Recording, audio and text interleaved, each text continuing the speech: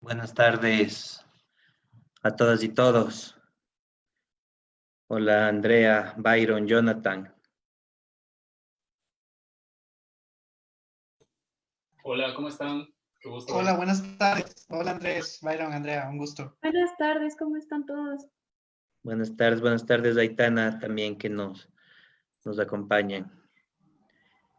Hola Gaby también que nos acompaña en la organización del evento. Un saludo a todas y todos quienes nos acompañan en la sesión de Zoom, como también a través de las redes sociales, ¿verdad?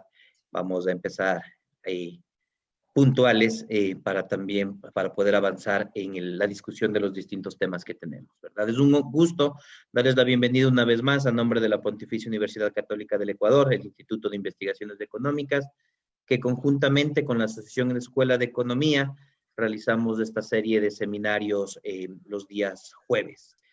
Y que hemos llevado una línea desde marzo de discusión sobre los efectos económicos del COVID-19, los efectos de la pandemia en distintos aspectos de la economía y de la sociedad.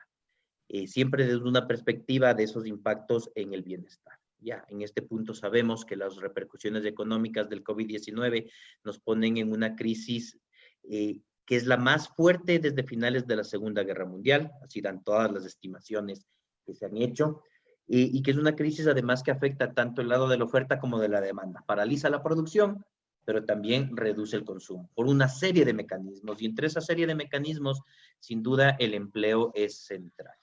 El INEC publicó recientemente una ENEMDU telefónica que da cuentas de una situación muy compleja, pero que también tiene unas limitaciones metodológicas que es importante entender adecuadamente. Pero esa situación compleja va en el tiempo y va a tener unas implicaciones de distribución en ciertos sectores, en ciertos grupos etarios, en ciertos, más en mujeres que en hombres también se ha visto, y va a mediano y largo plazo, entonces cambiar algunos elementos estructurales a través del empleo. Y eso tiene también implicaciones para el desarrollo. De esto vamos a conversar hoy día y tenemos un panel de lujo. Muchísimas gracias por aceptar la invitación, Byron, Jonathan, Andrea. Gracias por estar aquí también. Y sin más, le doy la palabra a Aitana, que nos acompaña en representación de los estudiantes de la Facultad de Economía, para darnos la bienvenida y presentarnos formalmente a nuestros ponentes. Muchas gracias y buen día. Muchas gracias Andrés por esa cálida bienvenida a este espacio de análisis y discusión. Me presento, mi nombre es Aitana Veloz y estoy aquí en representación de la Asociación Escuela de Economía y de igual manera de todos los estudiantes que integran la Facultad de Economía de nuestra universidad. El día de hoy tendré el gusto de presentar a los panelistas que nos acompañan y al moderador de esta conferencia, que es Andrés, y al final de todas las ponencias seré la encargada de receptar las preguntas para cada uno de ustedes. Así que sin más preámbulos, procederé a presentar a nuestros ponentes del día de hoy. En primer lugar nos acompaña Byron Villasís. Él fue director del INEC, es decir, del Instituto de Estadísticas y Censos del Ecuador, en el periodo 2007 al 2013. Dirigió el Censo de Población del 2010 y el Censo Económico del 2009.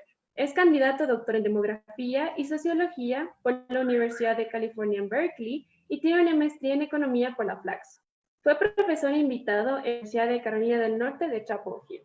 Y por otra parte, ha escrito libros, artículos y reportes sobre la demografía en el Ecuador, además de las condiciones socioeconómicas y organizaciones públicas de Latinoamérica.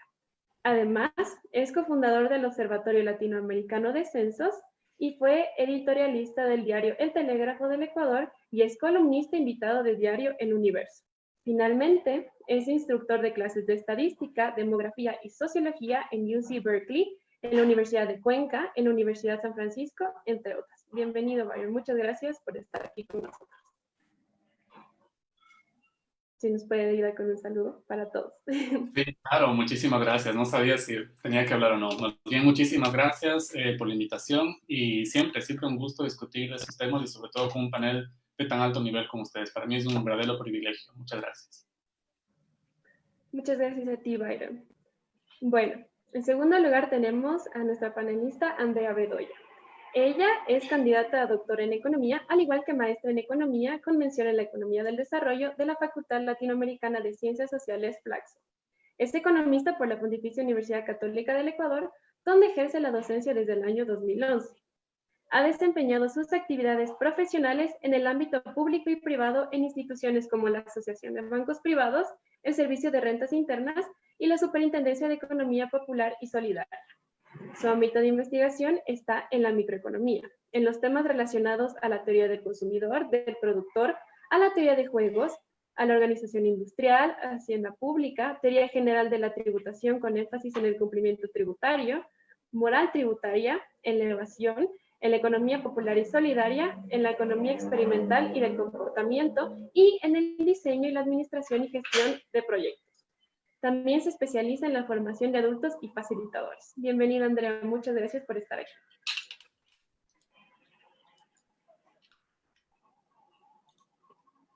También si puedes dar un saludo a todos los que nos acompañan en este webinar. Gracias, Aitana, y a todos un gran honor estar aquí presente con ustedes y sobre todo conversando sobre estos temas. Esperemos que la jornada de hoy sea muy productiva y que todos podamos obtener más que respuestas, muchas reflexiones y más preguntas. Muchas gracias a ti. Y finalmente tenemos a nuestro último panelista, que es Jonathan Báez. Él es economista por la Universidad Central del Ecuador y tiene una maestría en Sociología por la FLACS Ecuador. Es coordinador de la Unidad de Análisis y Estudios de Coyuntura del Instituto de Investigaciones Económicas de la UCE, y entre sus líneas de investigación están las desigualdades, las élites económicas empresariales, la política fiscal y económica laboral. Finalmente, es autor de artículos como Hilando la desigualdad, grupos económicos y paraísos fiscales en Ecuador, y otro artículo que escribió fue La captura empresarial del poder, preludio del paro nacional de octubre. Bienvenido, Jonathan, muchas gracias. Buenas tardes a todos y todas, colegas. Es un honor estar aquí, sobre todo que la universidad pública pueda mostrar sus reflexiones, sus investigaciones, sus análisis y sobre todo con la predisposición de entrar en un diálogo, en un debate que me parece que nos va a enriquecer a todos y todas. Gracias. Muchas gracias a ti. Bueno, y ahora voy a presentar a nuestro moderador de este webinar, que es el doctor Andrés Mireles, que nos acompaña en este momento. Él es PhD en Economía y Análisis de Política Pública. Además, es economista de la UCE con maestría en Economía del Desarrollo y en Política Pública y Desarrollo Humano. Es investigador en Economía de la Política Social y ha sido secretario nacional de Planificación y Desarrollo, secretario técnico para la erradicación de la pobreza y viceministro del Ministerio Coordinador del Desarrollo Social. Actualmente es decano de la Facultad de Economía de la UCE y coordinador del Instituto de Investigaciones Económicas.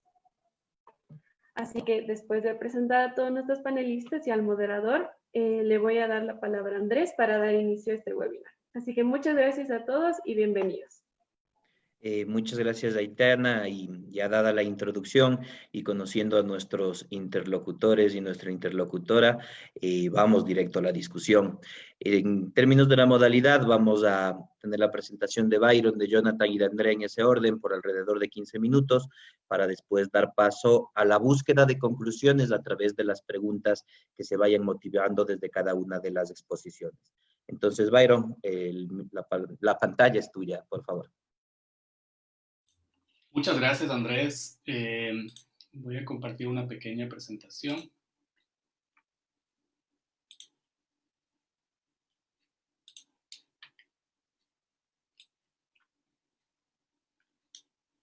Ok. Bien. Primero, de nuevo, muchísimas gracias por la invitación. Mi intención en esta mesa es poner sobre la mesa algunos elementos de diálogo que considero que no están presentes en la discusión pública de lo que está sucediendo en el Ecuador. Principalmente porque creo que hay una especie de concentración de atención o sobreconcentración de atención sobre indicadores que son básicamente financieros y no estamos prestando atención a la economía real.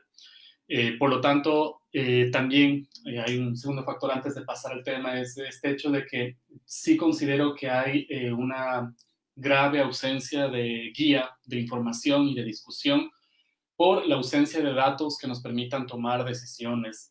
Inclusive si es que lo analizamos a nivel comparativo con otros países, Ecuador se está quedando en términos de producción estadística, no solo en tema de empleo, y eso sí causa más preocupación de la adicional a que ya existe por el tema de la pandemia, porque estamos en una crisis y encima estamos en una crisis sin información. Entonces, lo que intento con esta presentación es tratar de poner ciertos elementos sobre la mesa que desafortunadamente en el Ecuador están rodeados de incertidumbre por estos dos factores adicionales que estoy mencionando. Hay 5 puntos que voy a tratar. Primero, posicionar un poco la idea de por qué argumento que hay que prestar atención a ciertas variables demográficas que están influyendo y van a influir mucho más en las condiciones de empleo en el Ecuador. Luego, cómo estas variables tienen una relación directa sobre los impactos que considero que existen sobre la pandemia y que van a existir sobre todo en un mediano plazo. Y luego me concentro en las condiciones de trabajo que antes de la pandemia y posterior a ella considero que se deben tomar en cuenta. La intención de todo esto es elaborar ciertos criterios de discusión para poner sobre la mesa qué es lo que deberíamos estar al menos pensando en términos académicos sobre lo que se debería hacer en términos de política pública. Cuando ustedes gusten me pueden interrumpir, no tengo ningún inconveniente con eso. A ver, ¿por qué considero que el tema demográfico es esencial en esta discusión? Porque normalmente cuando estamos abstraídos en crisis como la actual, uno tiende a pensar que los indicadores de corto plazo están revelando la situación de crisis, sean económicas o sean de salud pública como la actual, que de hecho es una combinación de ambas. Pero hay ciertos elementos que causan o que promueven otro tipo de efectos que están detrás de esta realidad. Y desde mi punto de vista, existe una especie de priorización de esos efectos en términos demográficos, en términos económicos, sociales y políticos.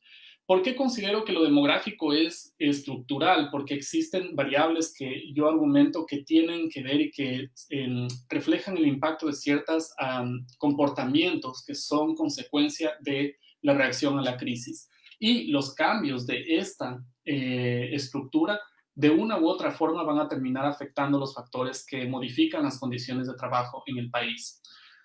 En términos operativos o operacionalizables de esta estructura me refiero a los balances de fertilidad y mortalidad con ciertos elementos de migración neta. Después de eso, y quiero insistir en eso en términos jerárquicos, solamente después de eso tenemos estructuras sociales que se basan en esta estructura demográfica. Esta movilidad social obviamente va a tener influencia sobre las condiciones de trabajo en el país, que a su vez provocan estructuras económicas que, al menos desde mi punto de vista y en términos de lo que considero que sucede en el Ecuador, uno de los puntos esenciales es el tema de la concentración de mercados que existe en el país, o la sobreconcentración, debería decir. Y solo ahí, finalmente, tenemos estructuras políticas. ¿Por qué enfatizo esta jerarquía? Porque considero que hay ciertos elementos de discusión que están sobreconcentrados en el término político y desconocen o subestimamos, por decirlo de alguna manera, aquellos elementos que están relacionados con la concentración de mercados, con la movilidad social y con los balances de fertilidad, mortalidad y migración neta. Una vez que se entiendan esos movimientos detrás, existen reflexiones que son mucho más concretos en términos prácticos de política pública. Si no, corremos el riesgo de discutir eternamente lo que sale todos los días en los periódicos y no tomamos en cuenta estos factores. Entonces, empecemos por lo que yo argumento que tiene una relevancia estructural, que quizás sus impactos son de menor dinámica y menor volatilidad, por así decirlo, pero son esenciales a la hora de diagnosticar. Esta es una gráfica que muestra la transición demográfica que existe en los países seleccionados de Latinoamérica. No es una regresión, cuidado, lo que estoy tratando de graficar aquí, o es un gráfico muy conocido, es básicamente la diferencia entre la tasa de mortalidad y la tasa de fertilidad. ¿Y por qué lo grafico de esta forma? Porque necesitamos entender que Ecuador, en términos relativos y en términos regionales, que son las estrategias que uno debería estar pensando en términos post-pandemia, tiene que identificar su posición en términos competitivos y comparativos.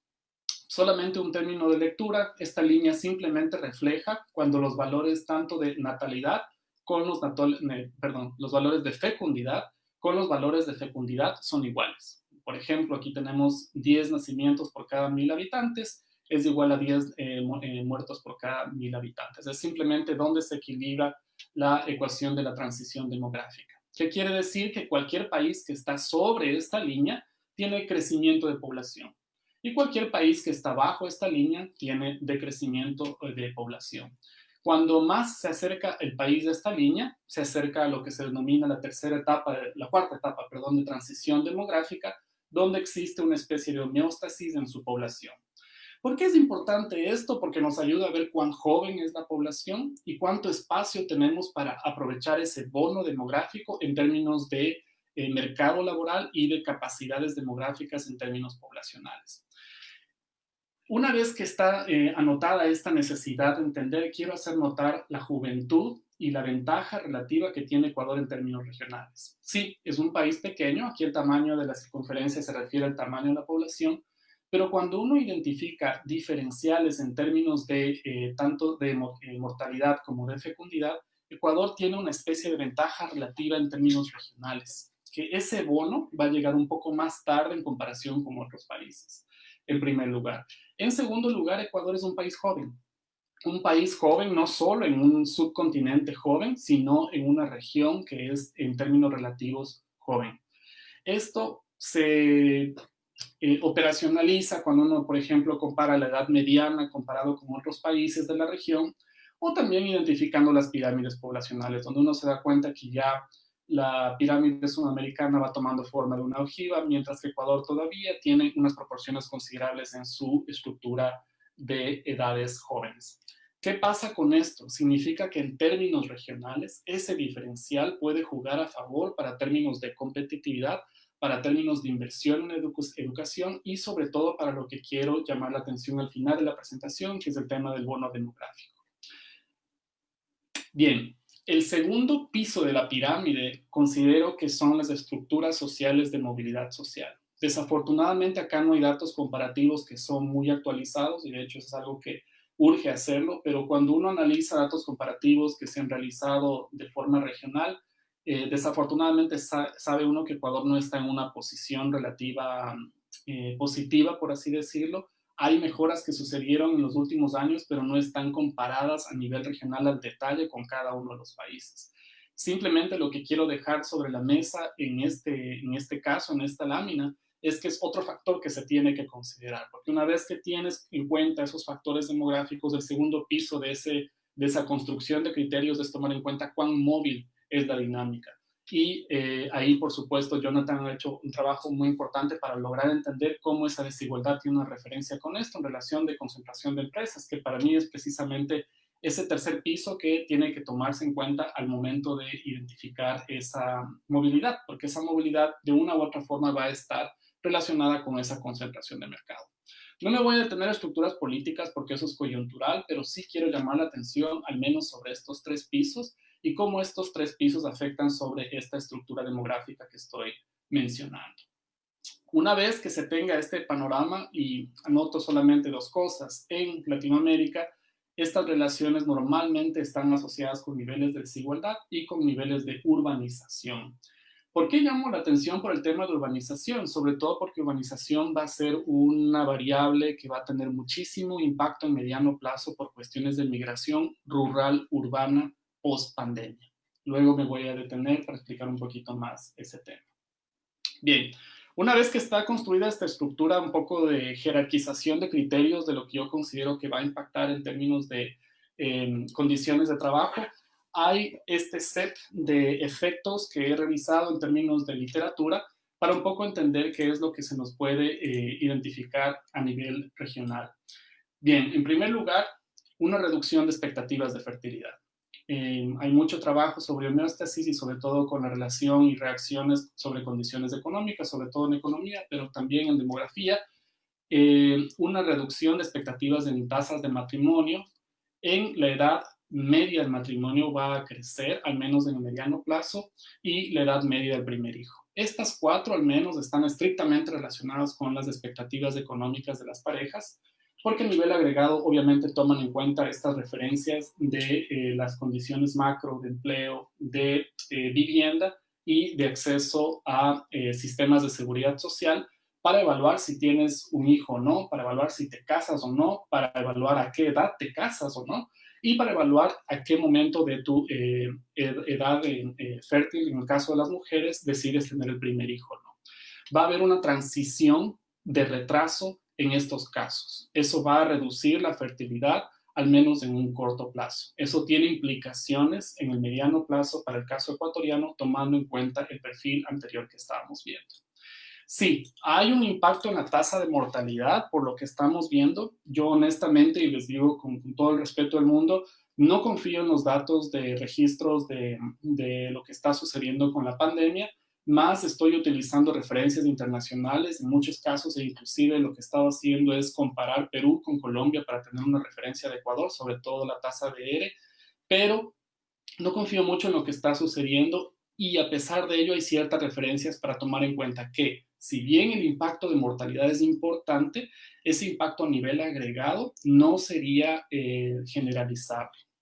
Me explico de mejor forma. La tasa de mortalidad no va a tener un salto muy fuerte a nivel nacional, tendrá solamente saltos a nivel localizado, pero nada que afecte de forma severa la esperanza de vida.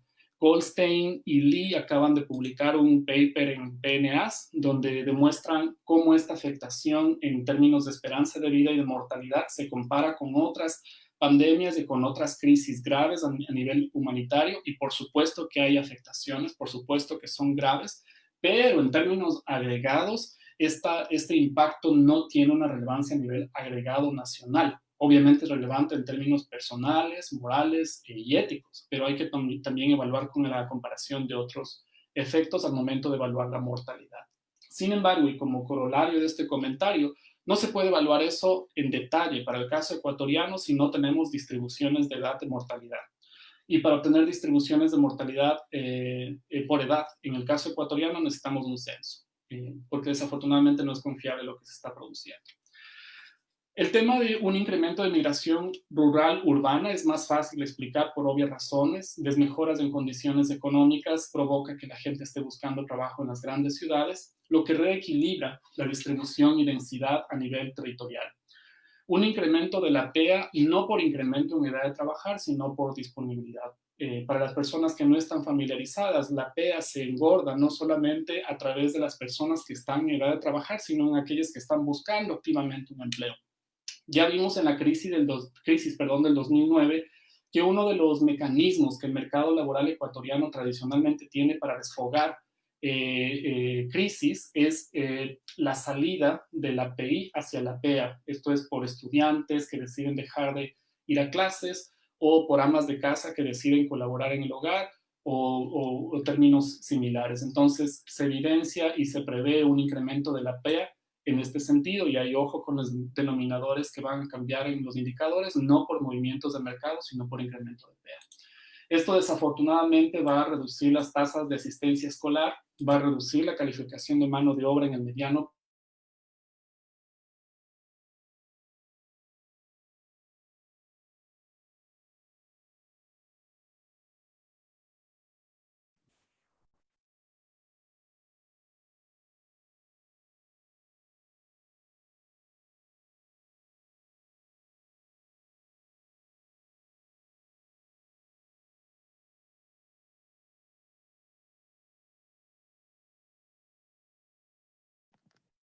Hola, Byron. Se quedó colgada la transmisión, ¿verdad? Ahí está, Byron, volviste. ¿Ahí me escuchan? Sí, ahora sí. Ah, ya. No sé qué pasó. Voy a volver a compartir. Sí, dale, continuemos, gracias. ¿No se cortó mucho tiempo o...? Unos 3 minutos. Uy, ok. A ver. Disculpas, no tengo idea qué pasó. Sí. Ok, estaba en esta lámina, ¿verdad? Sí, ahí estábamos en migración urbano-rural. Ah, ya, perfecto, perfecto. Ok, entonces, otro efecto que también hay que tomar en cuenta es un incremento de la PEA. Este efecto ya se vio en la crisis del 2009 y también parte en la crisis del 99. Un mecanismo que normalmente el mercado laboral desfoga los shocks es a través de un incremento de la PEA. Amas de casa o padres de familia que no están trabajando por cuestiones de decisión familiar, normalmente entran a la PEA por decisión de colaborar con el hogar, o también estudiantes. Eso hace que también se reduzca la tasa de asistencia escolar y obviamente en el mediano plazo una reducción de la calificación de mano de obra. Finalmente, en los términos más agregados de literatura, hay un efecto de incremento en mortalidad por riesgos competitivos. ¿A qué me refiero a esto? A que la crisis del COVID provoca muertes no solo por COVID, sino cuando existen efectos combinados. No tenemos todavía esa información. Hay información para 2 países en Europa y también para China, pero es predecible que existan mortalidades que no solamente que caigan por cuestiones de incremento de COVID, sino por competencia entre otros riesgos. Esto tiene implicaciones para la seguridad social, pero es importante tomarlos en cuenta al momento de evaluar el mercado laboral en un mediano plazo.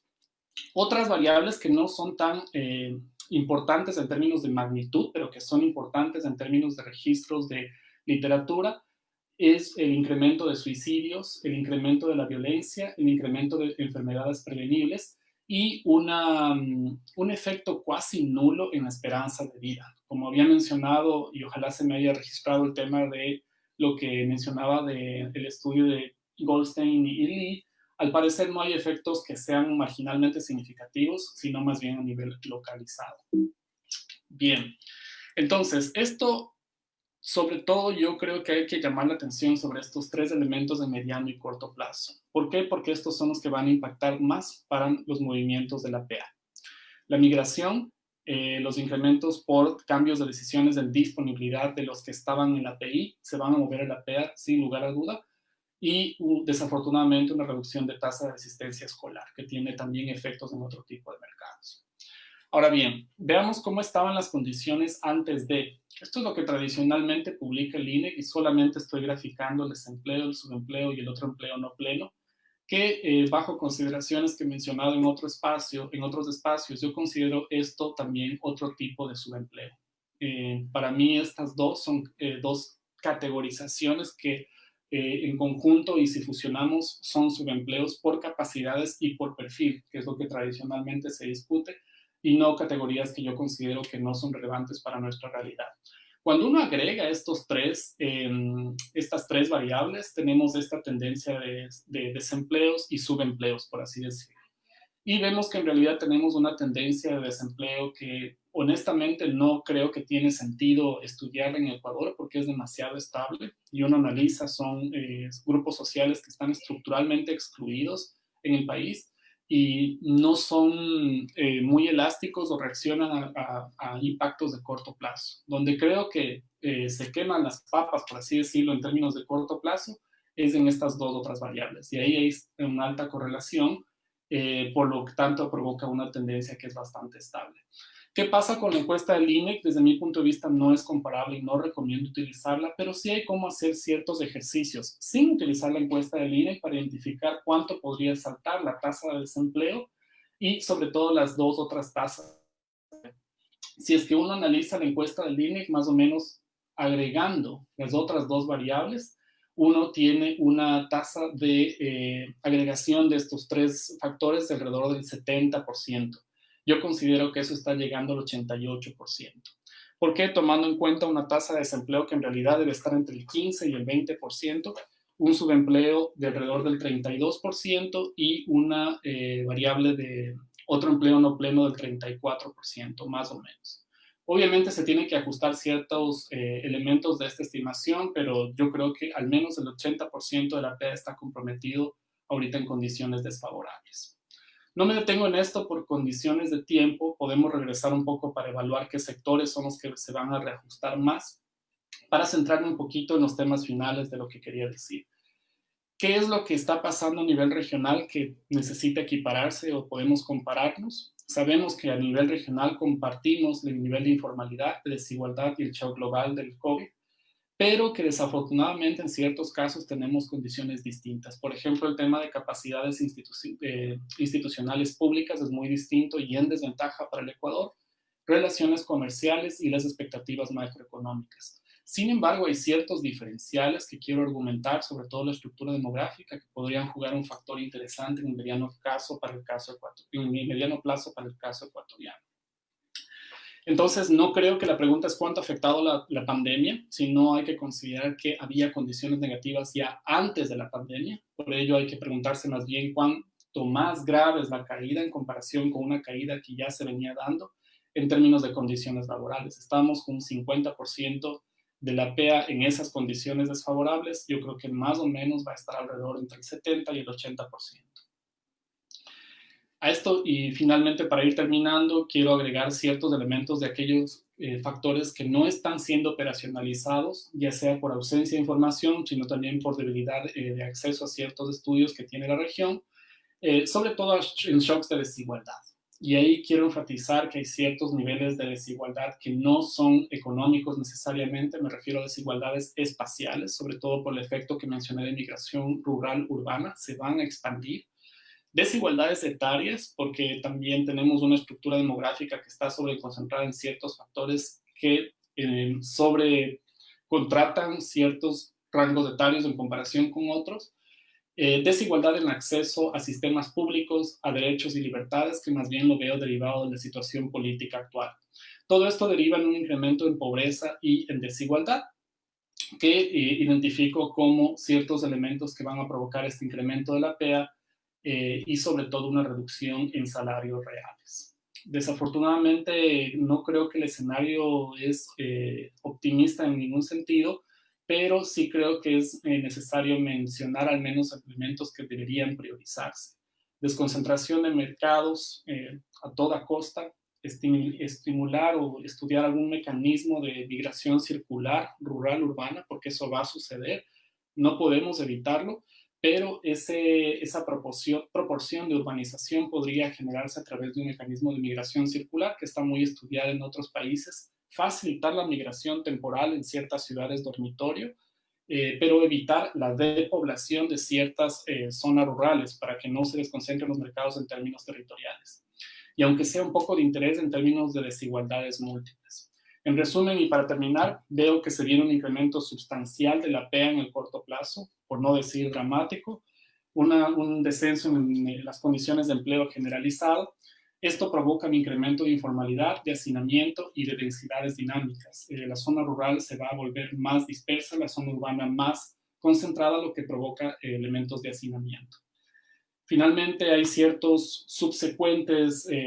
consecuencias subsecuentes de términos de desigualdad social, que es la polarización política, y de la inseguridad ciudadana, que es el tema del incremento de la violencia. ¿Hay alguna ventaja comparativa con la cual agarrarnos? Sí, por eso empecé por el tema de la estructura demográfica, porque al menos en términos comparativos es un elemento que rescatar en el Ecuador, en comparación al menos en términos regionales. Pido disculpas por el pesimismo, pero en realidad eso es lo que veo en la actualidad, tratando de rescatar algunos elementos que son un poco más estructurales, que son los elementos en los cuales yo considero son los que tenemos que agarrarnos por el momento. Muchas gracias. Muchísimas gracias, Byron, por la presentación.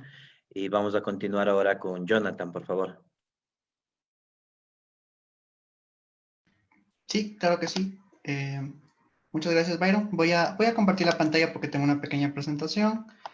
Y me avisan si se ve, por favor. ¿Sí? ¿Sí se ve? Se está cargando, sí. Sí, ahí está. Dale. Sí, sí.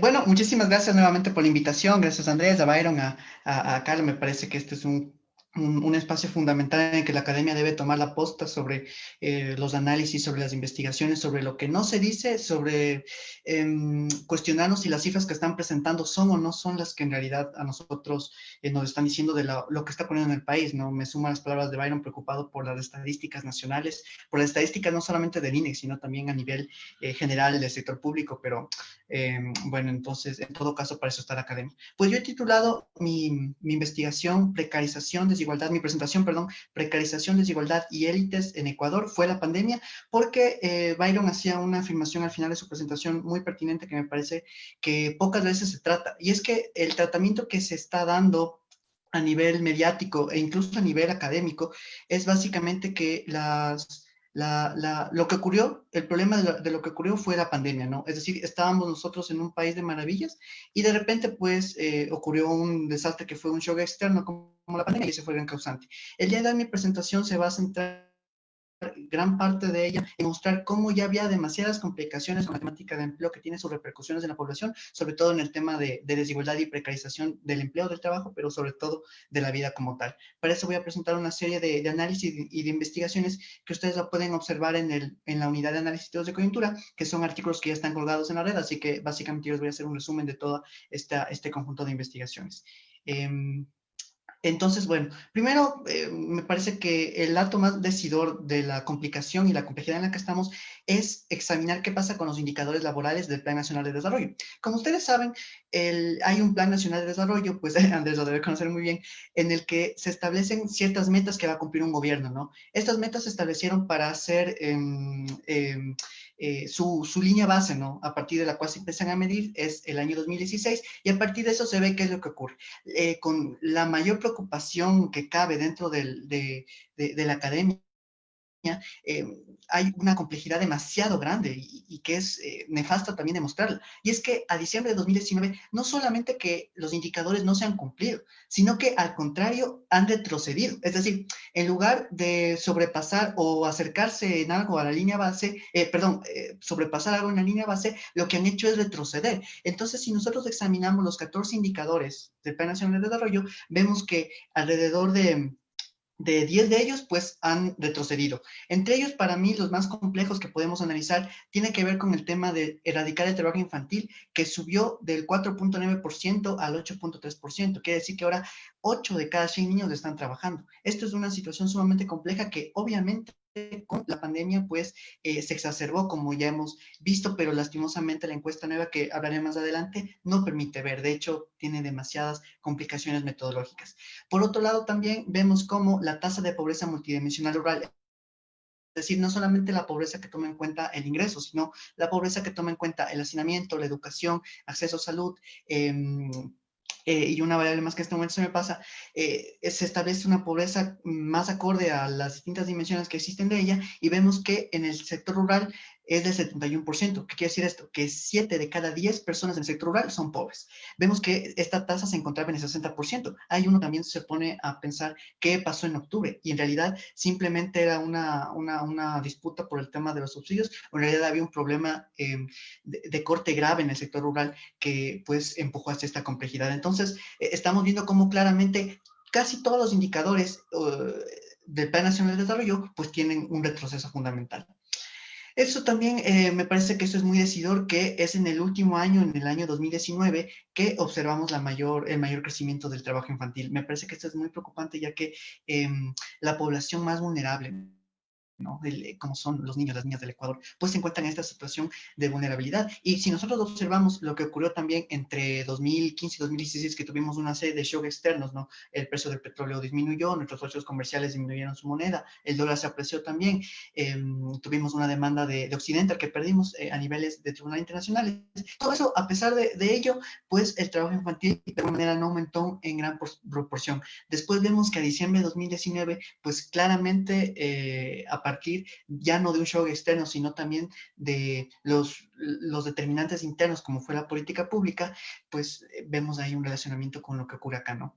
Entonces vemos ahí con mucha preocupación el trabajo infantil. Después, pues, claro, uno piensa que eso también, si es que eso está ocurriendo en la población vulnerable, tenemos pobreza, tenemos desigualdad, tenemos desempleo, tenemos subempleo, etcétera, etcétera, pues claramente eso se va a ver reflejado en todos los segmentos de la población. Sin embargo, vemos que cada vez los segmentos de población en la clasificación por quintiles, por deciles, perdón, que es clasificar la población según sus ingresos, vemos como en el año 2007, del total de ingresos del país, pues el decil más rico, la población que más ingresos tiene, pues acapara el 44%, mientras que eso fue disminuyendo constantemente, pero en el año 2019 vemos que, y a partir de 2018 vemos que nuevamente el acaparamiento de parte del decil más rico empieza a aumentar considerablemente. Entonces, claramente, pues estamos viendo cómo no es que todos lo estamos perdiendo, sino más bien hay un sector que se está beneficiando de la política pública de alguna manera y que de esa forma logra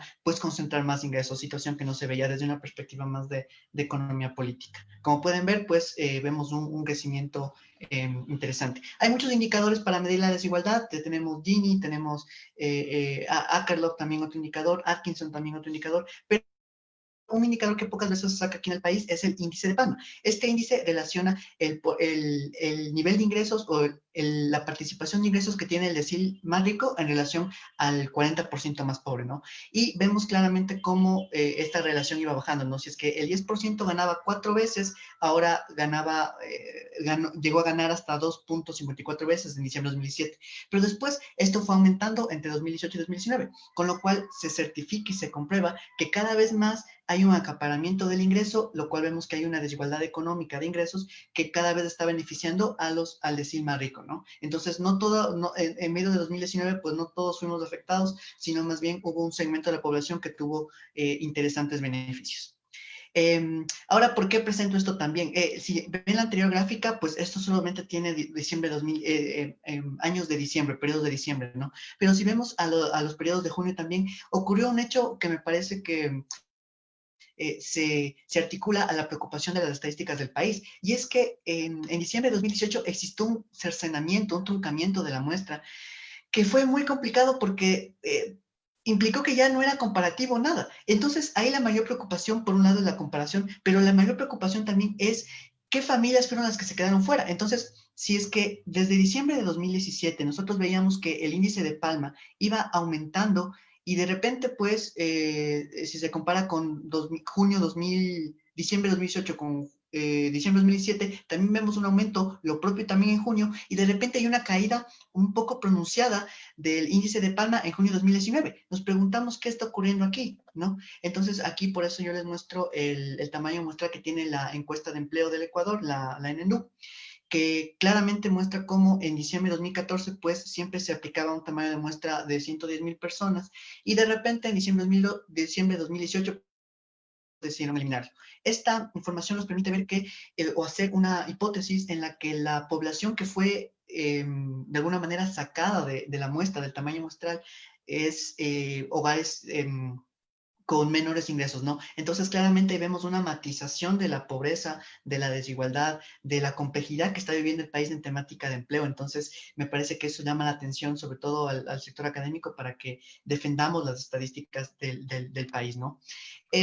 Entonces, frente a eso, claramente la situación es más complicada de lo que les mostramos aquí. Sin embargo, la información que tenemos disponible y la cual queremos compartir con ustedes. Ahora, como ustedes saben, las categorías de empleo, ustedes pueden ir a la página del INEC y descargarse y ver cuál es el nivel de empleo y uno puede decirlas, ¿no? Pero me parece que la academia tiene siempre que ir más allá, buscar la información que no nos están diciendo, que no nos están dando. En función de eso, el Instituto de Investigaciones de la Universidad Central lo que hace es calcular un índice de precarización, porque si ustedes ven las categorías de empleo, casi siempre la única variable o categoría para analizarlo es el tema del salario, ¿no? Porque es número de horas trabajadas y nivel de ingresos. Y hay otra que es el deseo y la disponibilidad de trabajar más horas. Entonces, es un poco complicado. En función de eso, pues la literatura y los papers nos muestran que la precarización, entendida desde la mayor personas que han analizado esto, Mora y de Oliveira, pues ellos analizan la precarización a partir de la creación de un índice, que es lo que hicimos en el país. Ellos lo aplican para México y Costa Rica, entonces la búsqueda era que podamos hacer esto comparativo. Entonces, ellos entienden que la precarización pasa por el acceso a seguro social, el nivel de salario mínimo, la estabilidad laboral y el contrato de trabajo escrito. Lo que hicimos fue acoplar, no, operacionalizar esas variables a lo que teníamos en NEMDU. De esa manera fue como tomamos las variables, el trabajo que tiene qué tipo de contrato para ver la estabilidad, el seguro social y el salario mínimo. Quiero detenerme en el seguro social porque es importantísimo que entendamos que el seguro social no es una en eso, sino también es como las personas tienden a través de un seguro social a generar un proceso de jubilatorio en el que después van a poder disfrutar de su trabajo cuando ya no tengan una edad demasiado avanzada. ¿Qué pasa con una familia? ¿Qué pasa con los trabajadores autónomos que el 80% no tiene seguro social a datos de 2019 y que por ende nunca pudieron cotizar en el seguro social? Por lo tanto, ellos van a tener que trabajar hasta avanzadas edades. ¿Eso qué implica? Que estas personas también, pues los hijos de estas personas van a tener que mantener, aparte que estas personas tienen que trabajar hasta avanzadas edades, por lo que se forma ahí una trampa de la pobreza, una trampa de la desigualdad. Entonces, esta situación es complicada. Ahora que se está hablando tanto del IES, me parece que es sumamente importante que se diga que el problema es la base cotizable, es decir, el número de afiliados. Si es que el IES se queda sin afiliados, si es que se insiste en los despidos, en el ajuste, en los recortes, obviamente pues el IES se queda sin recursos se queda sin liquidez y sin aportantes. Entonces, el problema de salvar el IES no es por privatizarlo, sino jamás esa noción, sino también por tener una construcción del empleo no precario, ¿no? Entonces, a partir de eso, nosotros lo que hicimos fue analizar esto. Aquí solo les muestro la estadística descriptiva. Si es que en diciembre de 2007, pues el 70% no tenía seguro del total de la población ocupada del Ecuador. Esto fue disminuyendo hasta situarse en un 55% en diciembre de 2013, pero vemos que nuevamente en el gobierno de Lenín Moreno, pues diciembre de 2019, esto aumenta a 60%. Es decir, vemos claramente que se están formando que los empleos ahora están cada vez menos asegurados, o también puede ser las personas que saliendo por los despidos se dedican al trabajo autónomo, pues, y se quedan sin seguro social, como vimos también que ocurrió en esta pandemia. Repito todos estos datos de diciembre de 2019 para que se den cuenta. Esta es la validación estadística que, por supuesto, que hay que hacer, en el que analizamos los índices KMO, la prueba de Bartlett, porque como saben hay que estimar que el análisis de componentes principales, que es un análisis factorial de reducción de dimensiones, pues esté adecuado. Y vemos que el peso factorial, tanto como la absorción de la varianza en este solo factor, pues funciona bastante bien y creamos el índice. Finalmente les presentamos el índice de precarización. Vean cómo de alguna manera este fue disminuyendo. Perdón, tenía que decirlo aquí. ¿Recuerdan ustedes que en diciembre de 2008 se hizo el mandato constituyente 8 que impidió la tercerización y también el contrato por horas? Pues eso hizo también que se disparara las afiliaciones al IES, y eso tiene que ver con política pública, ¿no? El reconocimiento de un trabajo no precario. Entonces, eso también tuvo mucho que ver con la disminución pronunciada que tenemos de la precarización, y que después, pues, nuevamente vemos aumentar en el gobierno de Moreno. Aquí me parece 2 minutitos para detenernos en la ley humanitaria. Estas rebajas de jornadas laborales y tal son muy preocupantes, pero sobre todo atienden a una inconstitucionalidad tan brutal, porque regresamos al trabajo por horas, que ya había sido discutido y que había sido impedido. Entonces, si es que nos están escuchando colegas abogados, sería muy interesante que se haga un análisis de esto, y que ahí ya hay el traslape de estos dos análisis, ¿no?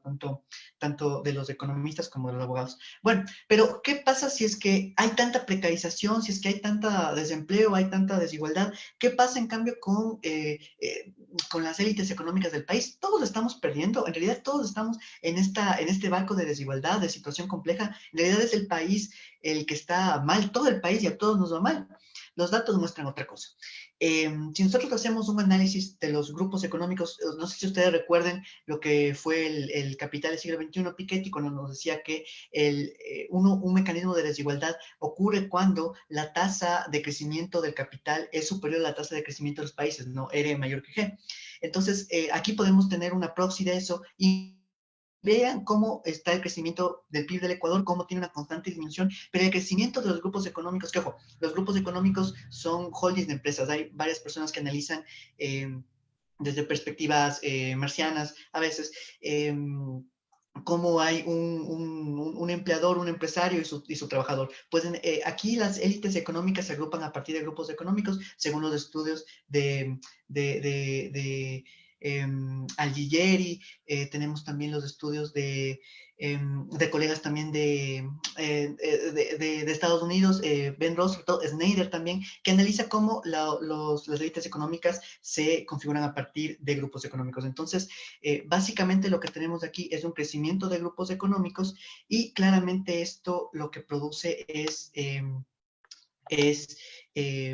que existan estos holdings de empresas, ¿no? Para un poco que tengan en conciencia, un grupo económico tiene en promedio 25 empresas. Y yo no sé si ustedes tengan 1 o 2 empresas simultáneamente, 3 quizás, pero 25 quizás no. Y eso es lo que tienen los grupos económicos. Entonces, vemos claramente cómo la riqueza y activos de grupos económicos tiende a aumentar, mientras que el crecimiento del PIB tiende a disminuir. Entonces, claramente esto catapulta la desigualdad, y esto nos ayuda a comprender los indicadores de arriba.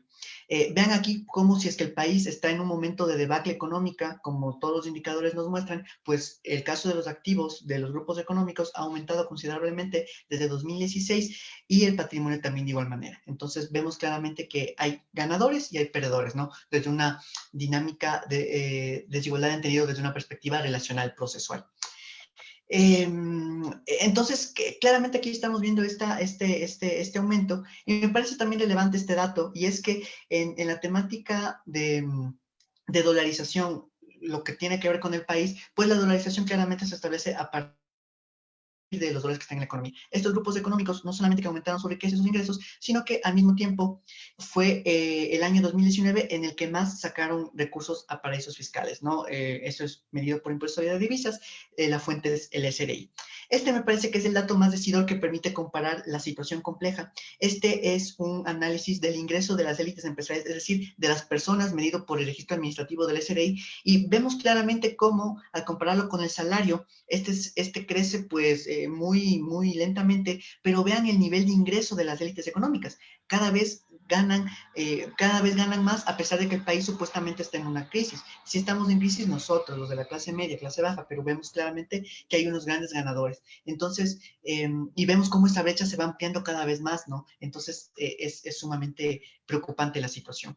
Aquí vemos el número de veces que de relación entre el ingreso de estas élites económicas empresariales en relación a el salario mínimo, y vemos cómo, si es que se logró en 2016 bajar esta relación a 88 veces, pues esta ha ido aumentando considerablemente desde diciembre de 2016 hasta llegar hasta 2019 en que es 131 veces. Para que se den cuenta de esta situación, la Hay Commission de Reino Unido establecía que en el neoliberalismo más cruento de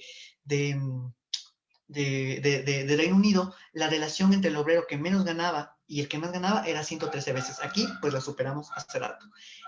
Vemos el crecimiento aquí. Entonces, vemos claramente que aquí se esconde una serie de mecanismos de desigualdad que hay que descubrir. Sin embargo, eso es lo interesante de configurar escenas ramas de conocimiento tanto económicas como también sociológicas. Ya para un poco ir cerrando también, tenemos claramente lo que ocurrió con la nueva encuesta de Telefónica. Si ustedes ven la encuesta de condiciones de vida del año 2013-14, vemos que en las áreas rurales el 80% no tiene teléfono convencional, así que vemos claramente que existe una serie de limitaciones en esta encuesta que no permiten ver lo que realmente está ocurriendo. Y cuando nosotros intentamos calcular todos los datos, estos se distorsionan completamente y parecería que más bien la pandemia mejoró la situación del país, lo cual es totalmente mentira.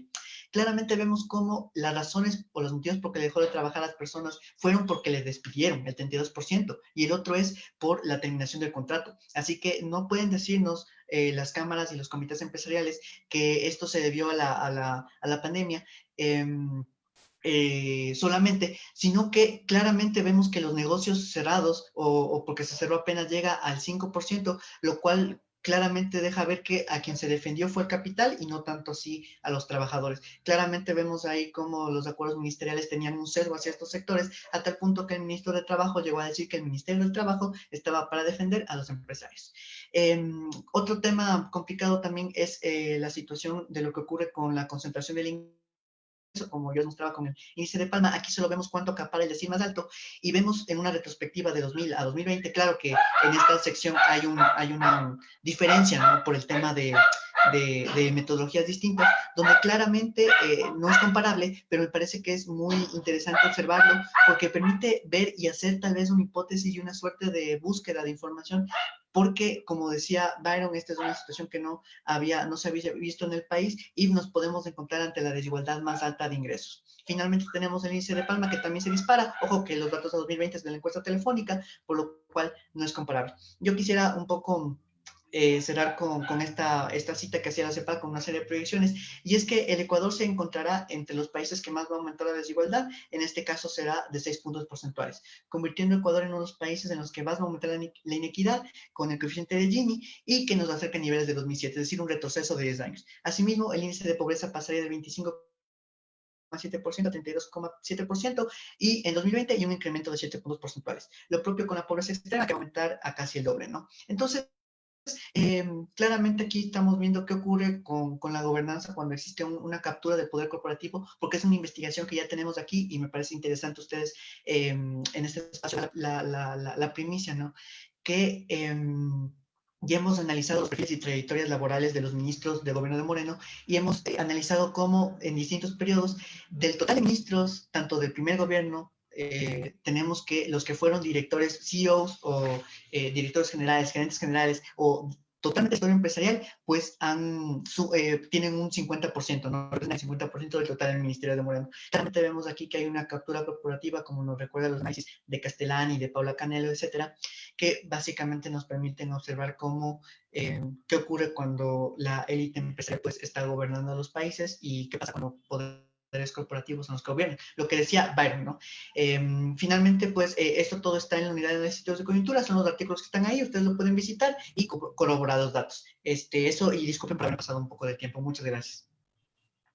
Muchas gracias, Jonathan. Vamos a continuar justamente para cumplir con el tiempo con Andrea, por favor. Gracias, Andrés. Permíteme solamente compartir la pantalla. Dame un segundito.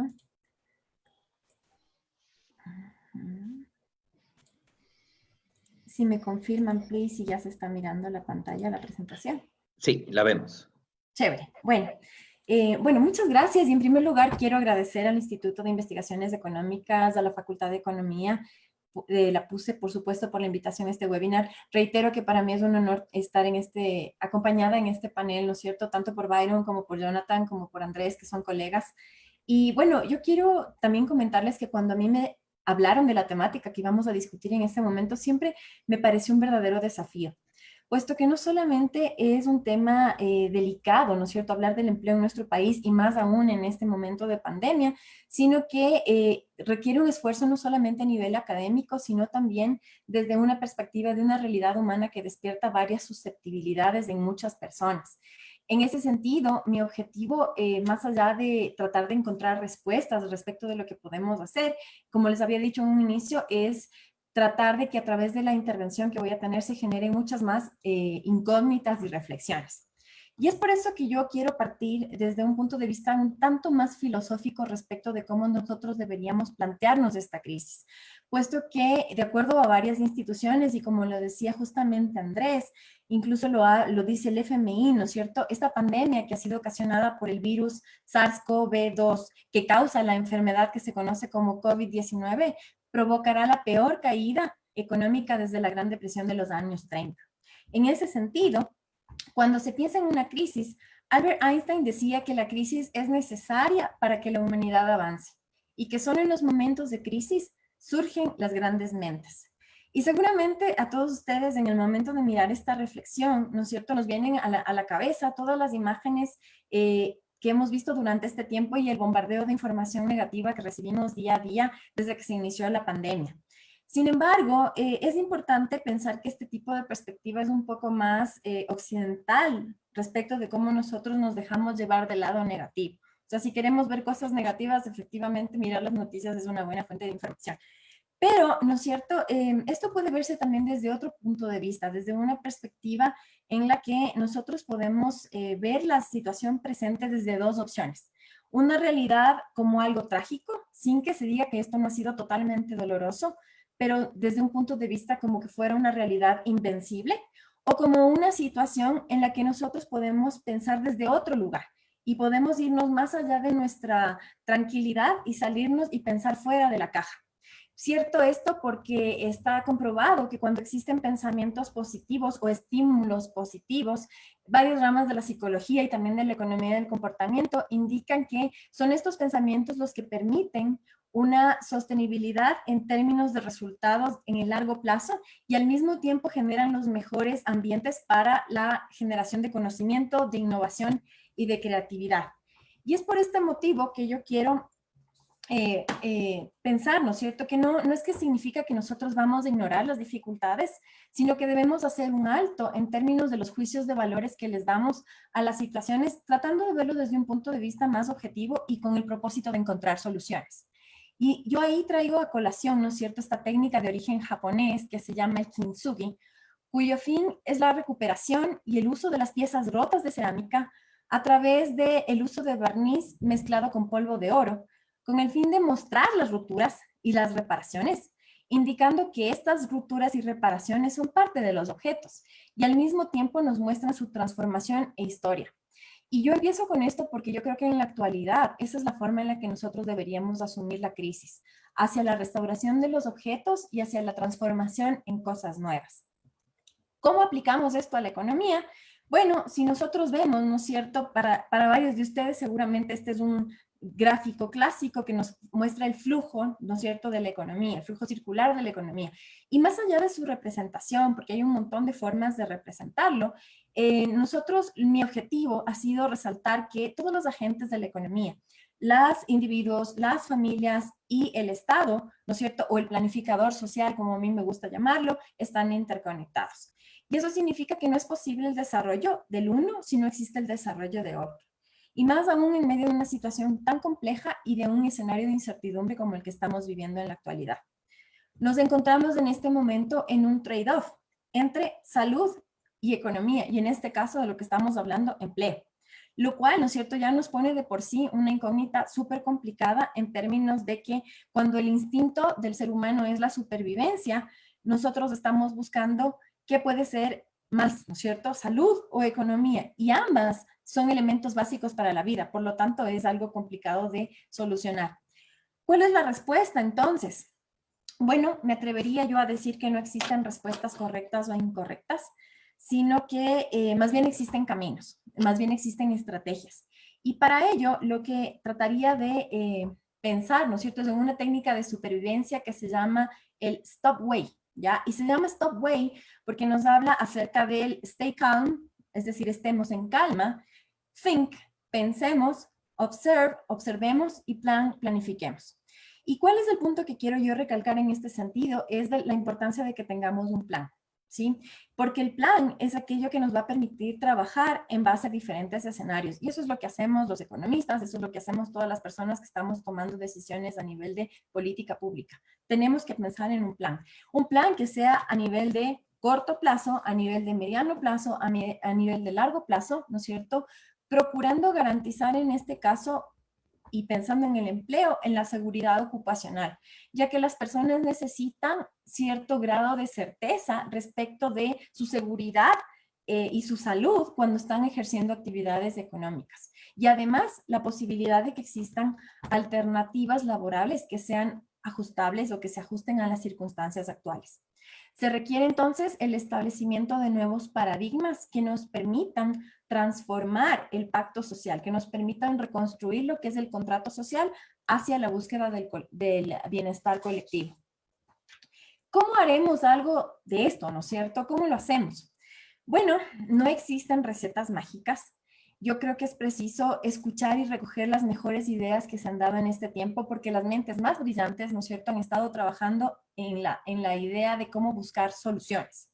Y entonces, es por eso que yo quiero presentar dos perspectivas que me han llamado la atención, que creo que nos puede servir a tener una idea de, bueno, y entonces ahora cómo nosotros salimos de esta situación. Y eso nos lleva a pensar en dónde estamos y hacia dónde podríamos llegar. El primer enfoque en el que quiero mostrarles es el que resalta la necesidad de conocer este punto de partida y el potencial de evolución hacia dónde podemos ir, principalmente en las variables económicas fundamentales como lo es el PIB. ¿Sí? Y esto, si bien es cierto, no existe un consenso completo a nivel internacional de cuál es el resultado más probable, sí nos permite identificar diferentes escenarios entre los cuales nosotros podemos establecer alguna forma de planes de cómo podremos salir de esto hacia la mitigación o hacia el potenciamiento de las cosas que sean positivas. Y esto obviamente está ligado al empleo, porque si nosotros entendemos dónde estamos y hacia dónde vamos a llegar dentro de la economía, también lo podemos aplicar en el empleo. Esta metodología o estas formas en las que se ha visto el posible estado en el que vamos a llegar a la economía tiene una elección de letras, y esta elección de letras tiene que ver justamente con la forma en la que se vería el gráfico de la tasa de crecimiento del PIB. Y es por eso entonces donde nosotros vemos el primer escenario, ¿no es cierto?, que es esta V, que es un escenario ideal, donde nosotros podríamos pensar que la recesión es un tanto cíclica en el sentido de que tenemos una caída, ¿no es cierto?, pronunciada y ojalá una subida pronunciada. Y este es el escenario, como les digo, más positivo, puesto que se está pensando, ¿no es cierto?, que una vez que nosotros logremos vencer a la enfermedad, nosotros podríamos repuntar de forma ágil respecto de los anteriores niveles de crecimiento dentro de las economías. Obviamente es la situación más difícil porque requiere que la recuperación sea ágil y abrupta, ¿ya? Pero es el escenario ideal. Otro de los escenarios es esta U, que es el escenario que en algunos casos dicen que es el más probable, ¿sí? Puesto que implica que una vez que caes, ¿no es cierto?, te mantienes un tiempo en la parte baja y después tienes una recuperación en que esta sea más lenta.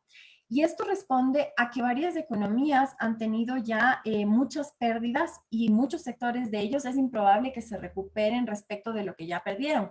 Sin embargo, cuando se empieza a vencer a la pandemia y se disminuyen las restricciones, entonces se puede lograr de alguna manera una recuperación. Y tenemos por último el escenario en el que se piensa, digamos, es el escenario menos agradable y el escenario más complejo, que es este denominado el W, ¿no es cierto? Donde yo tengo repuntes y caídas de la economía que están sujetas básicamente al nivel de contagios que existe. Y bueno, en algunos casos incluso se los llama también una L porque es un escenario más pesimista, donde se identifica que la economía una vez que cae se queda estancada y no puede salir. Por supuesto, es el escenario que ninguno de nosotros nos gusta llamar, ¿no es cierto? Pero también puede existir. Y claro, una vez que nosotros identificamos este tipo de escenarios y podemos tratar de ver dónde nos encontramos, la siguiente pregunta es, bueno, ¿qué se necesita para salir de estos escenarios? Y yo realmente lo que pienso es que en términos de lo que se puede hacer, ¿no es cierto? Implica, en primer lugar, que se necesita, y como lo decían también mis colegas, y lo han presentado, es información confiable. Cuando nosotros tenemos información confiable, podemos tomar mejores decisiones. Y en ese sentido, es importante que nosotros podamos contar con esas fuentes de información para poder manejarnos dentro de los diferentes escenarios y ojalá, ¿no es cierto?, poder potenciar la recuperación que buscamos dentro de la crisis. En segundo lugar, se necesitan instituciones sólidas. Y no estoy hablando solamente de los edificios, estoy pensando en esta reconstrucción que les decía, ¿no es cierto?, de lo que es el pacto social y del contrato social, que ya no es el mismo mundo que teníamos hace unos meses, sino que tenemos todos que repensarlo en términos de cuáles son las motivaciones y cómo es esta idea de trabajar juntos que debemos tener todos para poder salir de esta crisis. Otra cosa interesante y que se debe pensar es en la identificación de los sectores estratégicos. ¿Por qué? Porque nosotros sabemos que la acumulación de mano de obra y de trabajo y de empleo está en ciertos sectores de la economía y eso nos puede ayudar a pensar en términos de utilizar las economías de escala y los encadenamientos con el fin de sacar adelante estos sectores y promover mejores y ojalá mayores fuentes de empleo. Otra cosa es la revisión de la normativa, puesto que si nosotros pensamos que esto se puede hacer sin un paraguas normativo, obviamente tenemos que pensar en que se necesita establecer también ciertos paradigmas, ciertos temas legales que impidan, ¿no es cierto?, justamente los problemas que habíamos visto anteriormente, la precarización laboral y los problemas respecto de cómo se tratan los trabajadores dentro de las condiciones que tienen actualmente. Y como les decía, también un cambio de paradigmas, ¿sí? Puesto que ya es hora de que dejemos de pensar un tanto en el medir el trabajo como horas hombre, ¿sí? Sino que pensar en términos de productividad, pensar en términos de la evaluación a través de objetivos y de cumplimiento de objetivos por resultados. Y como nosotros no podemos dejarlo fuera, esto también incluye, ¿no es cierto?, lo que es la inclusión social. Porque no podemos dejar de pensar que existen diferencias y que existen desigualdades dentro de nuestro país y por eso es importante también el apoyo a los grupos más vulnerables. Entonces, cuando nosotros entendemos, ¿no es cierto?, cómo se está desarrollando la economía, en qué tipo de escenario nos podemos encontrar, entonces podemos utilizar cada uno de estos elementos para poder recuperarnos y para poder identificar cuál es la mejor salida para esta situación. Y la otra alternativa que a mí me pareció súper interesante en términos de analizar lo que se está planteando para salir de esta crisis es esta estrategia que se llama el martillo y la danza y que probablemente algunos de ustedes lo conozcan y que se origina igual en varios estudios que se han realizado respecto de esta situación. Y el martillo y la danza lo que dice es, bueno, estamos claros de que esto es un problema de salud. ¿Sí? Esta es una situación de salud donde nosotros y el enemigo principal, ¿no es cierto?, es esta tasa de transmisión del virus. Y por lo tanto, es importante pensar en la seguridad que nosotros podamos generar respecto de ello. Y cuando hablamos del martillo y la danza, la estrategia dice que, bueno, es importante considerar momentos en que debe utilizarse un martillo, es decir, momentos en los que se pueda reducir esta tasa de transmisión del virus a través de estrategias restrictivas y un poco más fuertes, más duras, ¿no es cierto?, que nos permita evitar la saturación del sistema de salud y por lo tanto complicar menos la situación en términos de mortalidad.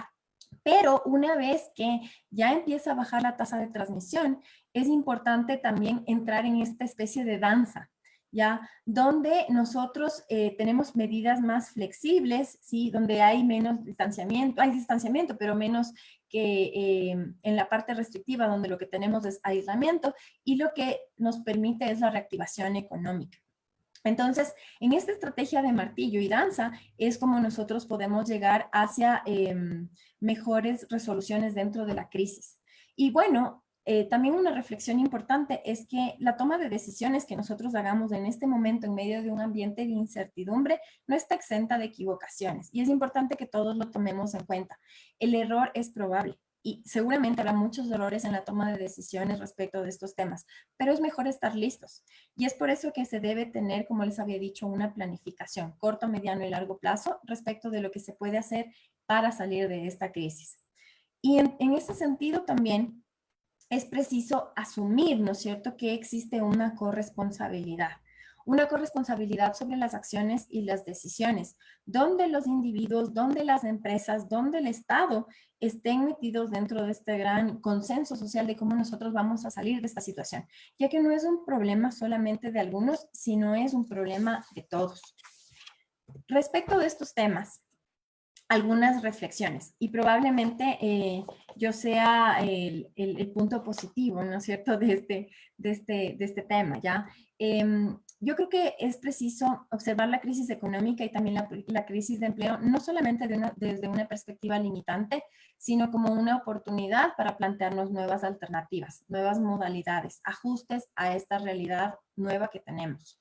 Si bien existe incertidumbre, es importante contar con un plan de acción de corto, mediano y largo plazo y estrategias claras que sean sujetas, obviamente, a cambios ágiles, porque en este momento nosotros no tenemos la certeza de qué es lo que va a suceder, pero sí podemos establecer escenarios que nos permitan identificar cuál puede ser la mejor solución. Es claro que esto no es una responsabilidad exclusiva del Estado. Implica una transformación del pacto social y de este contrato que todos nosotros tenemos, en el que cada uno de los agentes debe actuar asumiendo su papel y respaldar las acciones que se realicen en pro del bien común, ¿sí? Del fin que todos queremos, ¿no es cierto?, de salir de esta situación tan compleja. Es importante también entender que estas alternativas de cambio requieren reformas institucionales y de normativa, de tal forma que se busque un mejor ajuste a las circunstancias de esta nueva normalidad. Y como les había dicho, entender que en términos de empleo es necesario, preciso, cambiar el paradigma ya de el ahora hombre respecto de nuevos escenarios, buscando la productividad y la evaluación a través del cumplimiento de objetivos y de resultados. Y yo lo que quiero decir con esta presentación, y más que todo el mensaje que me interesa transmitir, es que cuando la situación es la vida, ¿no es cierto? Cuando lo que está en juego es la vida, normalmente la cooperación es aquella que permite la supervivencia de las especies. Así que ese es mi mensaje para esta tarde. Gracias, Andrés. Muchísimas gracias, Andrea, y a todos nuestros panelistas. Vamos a pasar ahora a dos rondas de preguntas. La primera la voy a hacer yo en función de las presentaciones y la segunda, Aitana, recogiendo las preguntas que han dejado tanto en la sesión de Zoom como en las redes sociales de la Facultad de Economía, ¿verdad? Y voy a ir en el mismo orden, entonces empezando con Byron, una pregunta que me salía. Tú planteas, además de toda la entrada desde los aspectos demográficos y poblacionales, dos elementos que para mí son cruciales. Uno, tú señalas que incluso desde el análisis que tú haces, la situación actual del empleo estaría peor de lo que nos muestra la ENEMDU telefónica, que llegaríamos hasta un 80% entre los desempleos y los subempleos, como tú los has categorizados, ¿verdad? Que está por encima de lo que nos dice la ENEMDU telefónica. Además, nos planteas que parte del problema es por crecimiento de la APEA y en parte por las decisiones de los hogares. Eso quiere decir personas que antes no buscaban un empleo, pero que ahora sí lo buscan, aún sabiendo que no hay. Entonces hay un tema de necesidad y de faltas de respuestas del sistema para poder darles una oportunidad de empleo a esas personas. Y quizás un elemento de reflexión que te pediría ahí, que me faltaba a mí completar dentro de tu presentación, es en todo eso, ¿cuál es el rol de la seguridad social? Porque la PEA puede seguir subiendo, la gente puede seguir buscando empleo, pero no hay. Hasta que responde el sistema, no hay. Entonces va complicando más, sobre todo en jóvenes que ni estudian, ni trabajan, o en quien sale a buscar, ¿verdad? ¿Cómo poner dentro del análisis que tú haces desde la evolución demográfica y de la PEA y de los distintos indicadores el rol de la seguridad social en la crisis que se está viviendo? Gracias, Andrés. Qué interesante pregunta, porque hay varias aristas por las cuales puedes analizar ese tema, pero al menos de forma rápida se me ocurren dos que son esenciales. Primero está este tema de que nosotros demográficamente tenemos una estructura de aportación que va a durar de forma robusta al menos hasta el año 2035-2040. ¿Por qué? Porque tenemos una proporción de personas en edad de trabajar que es bastante mayor a lo que regionalmente se presenta en otros países. Esta proporción de empleados debería, en términos teóricos, alimentar de forma sostenible la seguridad social hasta ese periodo. Ahora, esto hasta hace unos 10 años, 15 años inclusive sonaba como, falta mucho, no nos preocupemos, ¿no? Inclusive ahora tienta, pero si nos ponemos a pensar, estamos hablando de 15 años, y 15 años en términos de políticas públicas que afectan a seguridad social es poco. ¿Por qué es poco? Porque normalmente cambios, por ejemplo, en edad de jubilación, en la estructura de aportes, no tienen un impacto relevante en el corto plazo, a menos que sea para temas de liquidez del gobierno, no tienen un impacto en términos de la sostenibilidad de la seguridad social. ¿Por qué? Porque en términos teóricos este dinero debería servir para invertir en infraestructura de salud, en temas de seguros de desempleo, en temas de distribución de rentas o los servicios tradicionales que tienen los servicios de seguridad social. Pero eso no tiene normalmente una inversión que ni es de corto plazo ni refleja efectos de corto plazo. Entonces, 15 años es poco. Es en realidad un término que debería ya estarse tomando en cuenta. Por lo tanto, esa ventana de ventaja en Ecuador se va agotando de una forma sistemática y cada vez más cercana. Eso por un lado. Y segundo lugar, también refleja la ausencia de haber tenido un sistema de seguridad social que piense en lo que está sucediendo ahora. Un seguro de desempleo más robusto, una cobertura de enfermedades y anticipación para catástrofes que tenga mayor solidez, y honestamente también un sistema que sea más transparente en sus términos de sostenibilidad. Si bien el sistema de seguridad social amplió sus coberturas y tuvo mejores capacidades en los últimos años, también quedó mucho déficit y faltó mucho para hacer para que exista mayor transmisión de información respecto a su sostenibilidad. Y eso fue un tema, un déficit que sin lugar a dudas cualquier gobierno que entre en el siguiente periodo tiene que enfrentarlo, evitando decisiones absurdas que ni siquiera caben en términos técnicos de privatizaciones o redistribución, porque tenemos simplemente ejemplos cercanos al caso chileno para darnos cuenta de lo que en realidad sucede en términos de desigualdad. Termina siendo un excelente negocio para grupos financieros, pero obviamente la gente de las clases populares y la clase trabajadora termina afectada de forma grave. Entonces, yo sí creo que de forma transversal, como una hoja de ruta crítica, está el tema de discutir de forma seria la transparencia de la sostenibilidad de la seguridad social. Esto pasa por un análisis mucho más detallado, que tengamos en cuenta cuáles son los fines de la seguridad social. ¿El fin es hacer negocio para que pocas familias se sigan enriqueciendo, o el fin es tener redes de cobertura de protección social para momentos como los que estamos viviendo? Todo eso en el contexto de lo que menciono. Tenemos 15 años que no se mueven. O sea, la estructura demográfica tiene esa ventaja, ¿no? Que no es que es muy ambigua, es bastante determinante. A los 15 años, a partir de ahora, se nos va a terminar esa ventana demográfica y la transición llegará. Pasaremos a ser una sociedad con adultos y cada vez con más adultos mayores en nuestra sociedad. Va a haber cada vez menos niños y ya ni siquiera va a haber estrategias para poder fondear ese fondo. Más o menos por ahí le veo, pero obviamente es un tema que amerita discusión más detallada.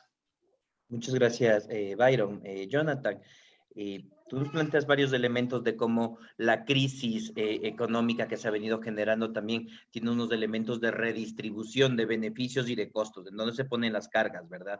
Y nos has dado algunos datos muy duros desde la economía política que sin duda también generan controversias. Yo tengo justamente en ese sentido, Y entonces es un tema de política pública. ¿Qué política, hacia dónde debería enfocarse la política pública si queremos una protección del empleo y una posibilidad de reactivación mucho más inclusiva? Esa sería la pregunta general. Tengo una pregunta adicional al margen como bono, porque tú sacabas un 32,7% de pobreza que estimarían para finales de año. Sí me gustaría que nos cuentes un poquito cómo la calcularon. Las dos preguntas para ti, Jonathan. Gracias. Ya, muchas gracias, Andrés, por las preguntas y muchas gracias también a los colegas que hicieron las preguntas y de la transmisión. Pues, sí, sin duda alguna es un tema de política pública esto de aquí. El hecho de que, de alguna manera, hemos terminado con el tema de los créditos con organismos internacionales como el FMI, pues también pasa por una autoemboscada fiscal. Esto ocurrió con la aprobación de la Ley de Fomento Productivo en agosto de 2018, cuando se cercenaron los ingresos del Estado. Se quitó el tema del petróleo, se cambió la ley de hidrocarburos, se cambió el tema de se hizo las remisiones tributarias por un lado, pero también recuerden que se hicieron exoneraciones tributarias durante 12 años para las inversiones que vengan. No vino ninguna, tampoco se generó empleo ahí. ¿Qué pasó? Y tercero, también todos los mecanismos del Banco Central fueron limitados. Y recordemos también que en la disposición 17ª se estableció que el PIB podía haber una relación deuda-PIB superior al 40%, que es constitucionalmente imposible. Pero bueno, pues hubo cambios en la Corte Constitucional, lo cual determinó pues totalmente una transformación ahí. Entonces, todo eso determinó una autoemboscada fiscal. Eso es política pública. Esa política pública claramente estaba direccionado para beneficiar a unos, para perjudicar a otros. Entonces, finalmente el país terminó pues con el Fondo Monetario Internacional, y si vemos la literatura de las investigaciones alrededor de esto, de evidencia empírica, no especulaciones, no creencias, no opiniones, sino evidencia empírica, claramente muestra el estudio realizado por Forster y otros, que si es que un país entra al FMI y aplica sus políticas de ajuste, inmediatamente ese país al año siguiente va a haber aumentado su desigualdad. Entonces, quizás antes de irnos con esos organismos era necesario ver esa situación acá. Eso es política pública. Ahora, toda esa política pública también puede revertirse, ¿no? En el sentido de generar políticas redistributivas. Sin embargo, hemos llegado, me parece a mí, en un consenso que este es un momento de generar liquidez. Necesitamos liquidez en la economía y para eso tenemos los mecanismos que ofrece el Banco Central, ¿no? La creación de dinero.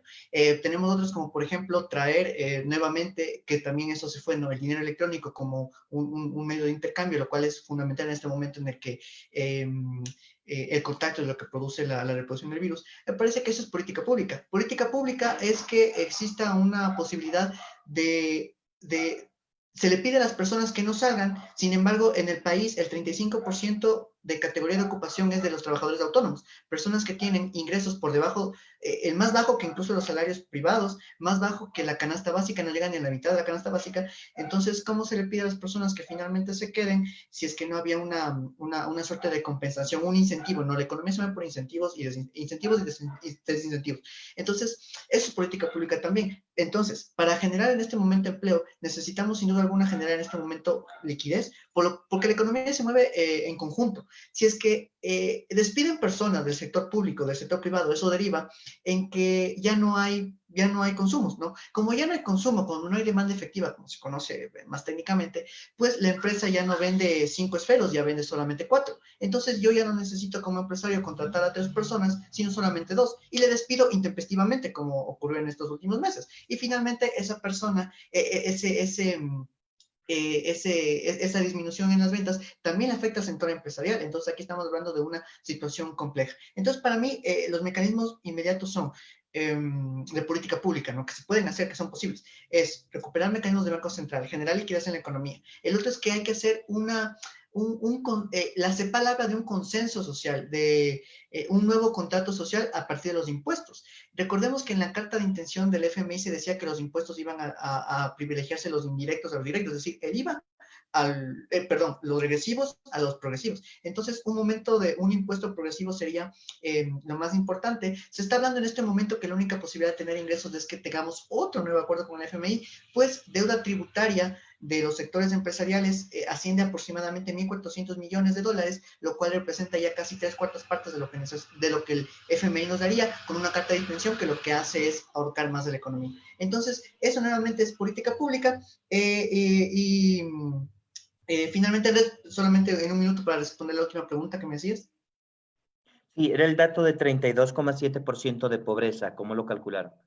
Bueno, ese es un dato que viene dado por la CEPAL debido a que la nueva encuesta de Telefónica realizada por el INEC no establece el identificador de hogares, entonces no se puede sacar ingreso per cápita, por lo tanto no se puede calcular línea de pobreza. Sin embargo, me parece que el dato que elabora la CEPAL es a través de hacer una proyección, más que todo una proyección geométrica, me parece, a partir de la cual logra calcular estos índices de pobreza multidimensional, y hacer estos acercamientos. Por eso es que si nosotros observamos el informe, que me parece que es el cuaderno número 5 de la CEPAL, donde se hacen las proyecciones, vamos a encontrar que hay rangos, ¿no?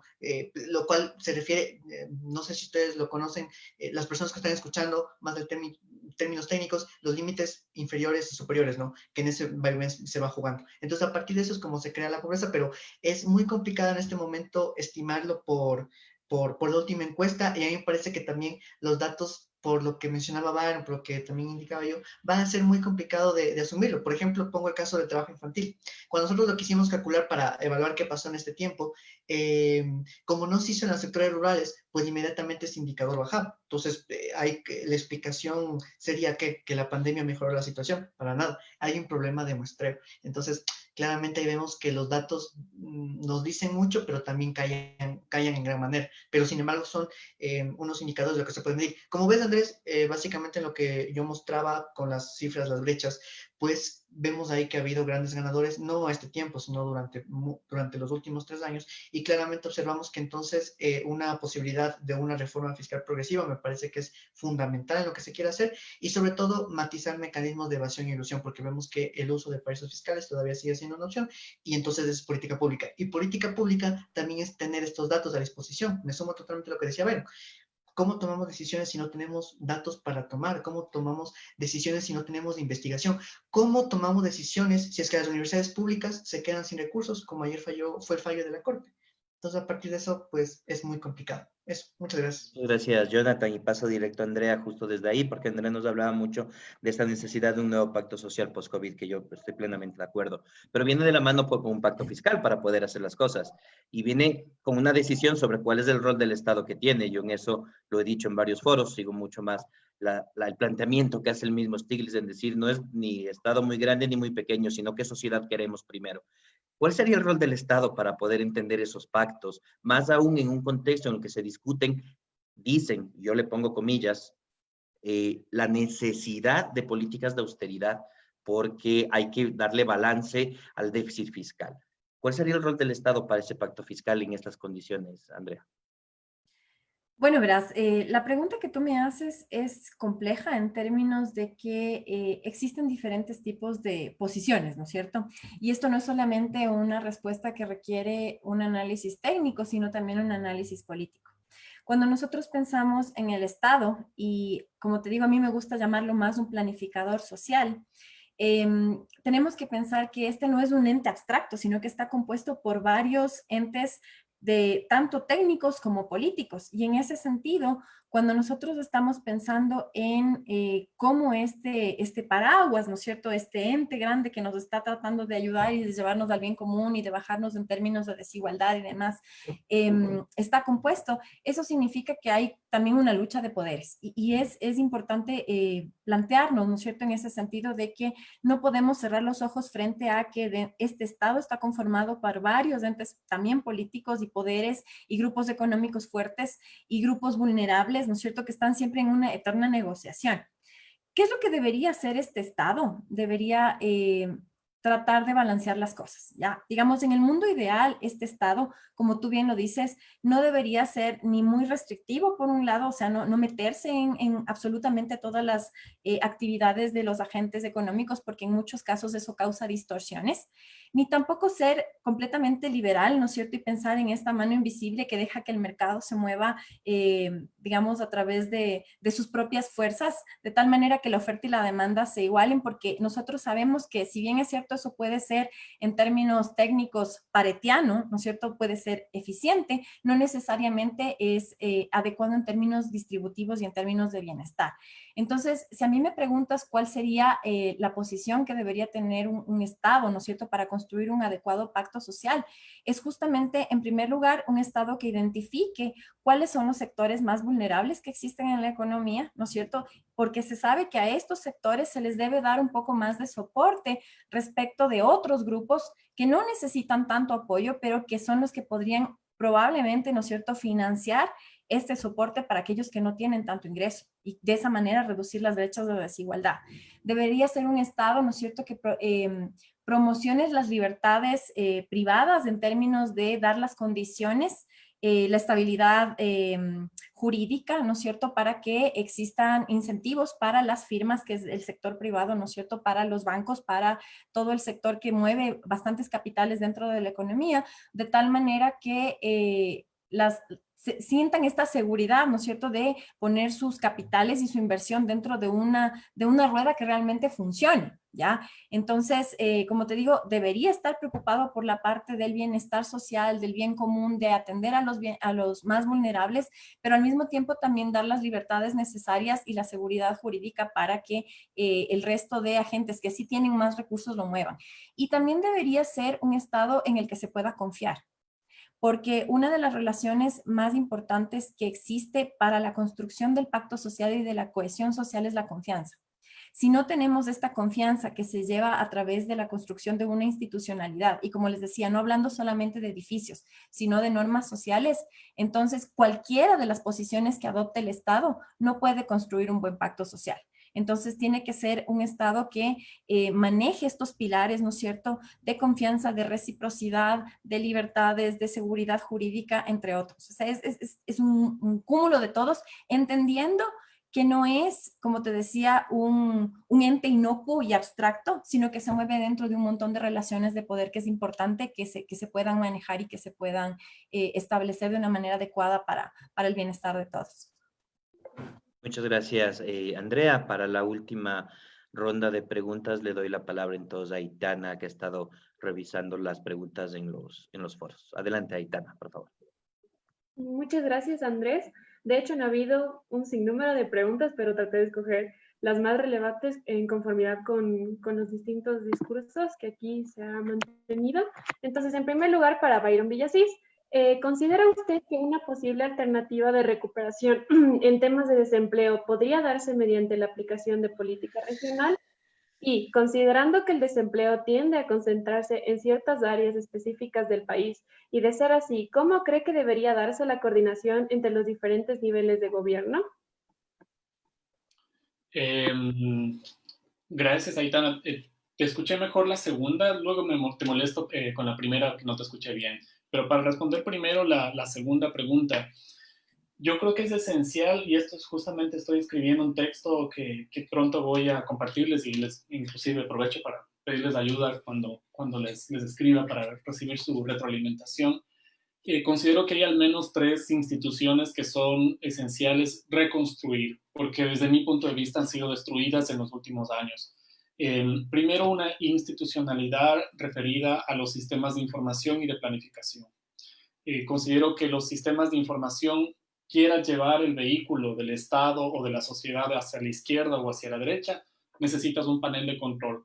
Y creo que está desmantelado el sistema de información. Entonces, transversalmente, necesitas una estructura que permita regenerar sistemas de información económica, social, demográfica y hasta política. Pasando no solamente por aquello que es obvio, que es el censo y otras herramientas, no solamente el censo poblacional, sino también el censo económico. Reidentificar dónde están los establecimientos económicos visibles e invisibles para tener una noción de por lo menos en qué condiciones estamos. Primero eso. Segundo, la institucionalidad del sistema impositivo. Creo que está debilitado el SRI. Creo que así quieras tener una política de impositiva activa o pasiva o lo que fuere, necesitas que ese motor funcione. Y desde varias reformas que se han realizado, varias posiciones políticas que se han superpuesto sobre sus decisiones, creo que es un esquema que está debilitado. Y en el centro creo que se necesita la reconstrucción de un sistema de planificación. Pero honestamente yo creo que también hay que ser críticos en mejorar los elementos de utilizar los flujos de información impositivos y de información en un sistema de planificación que reconsidere lo que está pasando y que se va a agravar desafortunadamente, ojalá me equivoque, de acuerdo al diagnóstico que estoy pensando y que había mencionado. Una reconcentración en zona rural, perdón, en zonas urbanas, un incremento de la migración rural-urbana que va a provocar a su vez informalidad, que a su vez provoca desigualdades en varios sentidos, como mencioné en mi presentación. Esto que implica que va a haber nuevamente polos que reconcentran riqueza y que hace que las ciudades medianas y pequeñas caigan en situaciones aún más dramáticas de pobreza y desigualdad. Es decir, Ecuador se va a reconcentrar en Cuenca, Guayaquil y Quito. En el mejor de los casos, Santo Domingo y tal vez Manta y Portoviejo, pero el resto, si no migras, la situación se vuelve mucho más compleja. Entonces, son esos tres sistemas que yo considero que son urgentes. Tú puedes tener el mejor ministro de Educación con el mejor esquema del organigrama del ministro de Educación, lo mismo agricultura, lo mismo salud, pero si no tienes información, no tienes una estructura que reequilibre sistemas impositivos y no tienes un aparato que planifique, no vas a poder ejecutar nada. Entonces, la base, así como la pirámide que estaba mencionando en temas demográficos, para mí la base son esas tres instituciones. Y la primera pregunta no te escuché bien, perdón. Bueno, se relaciona mucho con la segunda pregunta. Era, ¿considera usted que una posible alternativa de recuperación en temas de desempleo podría darse mediante la aplicación de política regional? Sí, hay una experiencia muy interesante con los temas de migración circular que se ha estudiado mucho en los Estados Unidos y el límite con México. Va a haber mucha migración rural-urbana y es natural porque vamos a experimentar nociones en que las personas buscan trabajos como sea y de lo que sea en las ciudades. Lo que hay que evitar es que estas poblaciones primero sean más vulnerables a temas de seguridad, violencia, inclusive no solo física, sino familiar, sino que se aproveche en términos de productividad. Primero priorizar lo moral y lo ético, que estas poblaciones tengan seguridad y tengan protección, pero aparte que aprovechemos este ciclo también en términos de productividad. Quizás facilitar lugares para donde puedan ellos migrar de forma temporal, como había mencionado, ciudades dormitorio. Y segundo, esquemas de protección social para sus familias. El momento que hay una migración y una separación de un hogar en la zona rural, normalmente no migran todos. Migran normalmente los hombres en edades de trabajar. Eso quiere decir que el hogar se queda desmembrado en las zonas rurales. Eso de nuevo acarrea otro ciclo negativo de madres que no tienen la fuente tradicional de ingreso, depende de transferencias internas, empieza a incrementarse desnutrición, es un ciclo, una espiral negativa. Entonces es ahí donde el Estado debería ser inteligente y con mucho dato demográfico que sí existe para estos casos, estimar de dónde se podría rebalancear eso. Eso en primer lugar. Y dos cositas brevemente. Ecuador es bastante disperso a comparación con los países de la región. No es Perú, que depende muchísimo de Lima. No es Argentina, que es el Gran Buenos Aires. No es, bueno, Brasil es un poco más disperso, pero al menos tienes tres grandes poblaciones. Ecuador está, en términos relativos, mejor disperso o un poco más disperso en comparación de otros. Eso podría ser interesante si es que tienes una estrategia regional de productividad. Pero de nuevo, eso no sirve de nada si no tienes información, esquemas de planificación y esquemas de equilibrio fiscal. Entonces, de nuevo, regresas al mismo lugar. Y finalmente, yo creo que sí hay un tema regional que es la cuestión de reequilibrar competencias, porque Ecuador es muy curioso, aparte de que es chiquito y aparte de que es disperso, es muy diverso. Entonces, hay ciertas competencias que es ilógico tenerlas en lugares donde no tienen sentido en términos comparativos. Pero entonces sí, creo que esa pregunta dice mucho de lo que en términos prácticos y concretos se puede hacer, pero empezando por reconstruir capacidades básicas que cualquier tipo de Estado lo debería tener. Cojan el Estado más liberal o más de derecha que existe en el mundo y van a encontrar un sistema de información poderoso con sistemas de planificación y de tributación. Pues no se trata de ideología, se trata de entender que se necesitan motores básicos para moverse a cualquier lado. Muchas gracias, Byron, por tu respuesta y por tus apreciaciones. Realmente enriquece mucho el diálogo que aquí hemos tenido. Pero bueno, pasando al siguiente ponente, que sería la pregunta para Jonathan Báez, que dice así: Muchos esperan al final de la pandemia para que haya un levantamiento económico por el retorno del consumo de la gente. Acá en el Ecuador, ¿usted considera que ese consumo baste para al menos volver al volumen económico anterior a la pandemia y recuperar los empleos perdidos? Y bueno, una pregunta igual que se relaciona un montón. ¿Qué medidas sugerirías para reducir la brecha de desigualdad a la que se refirió constantemente en términos políticos, económicos e institucionales? Ya, muchas gracias, Aitana, por las preguntas, por recogerlas. Pues, a ver, con la primera, sobre la temática de... Primero voy a responder la última para después ir a la primera, me parece que es lo más adecuado. Pues ya me parece que mencioné cuáles eran las políticas adecuadas, me parece que la que faltó y la que mencionaba Andrés en un momento es un artículo que salió recientemente traducido de Stiglitz en página 12 en Argentina, y básicamente se establece que la pugna o la disputa en este momento fundamental va a ser disminuir la brecha de desigualdades de ingresos, pero me parece que eso es muy limitado también, porque hay otra serie de desigualdades de oportunidades,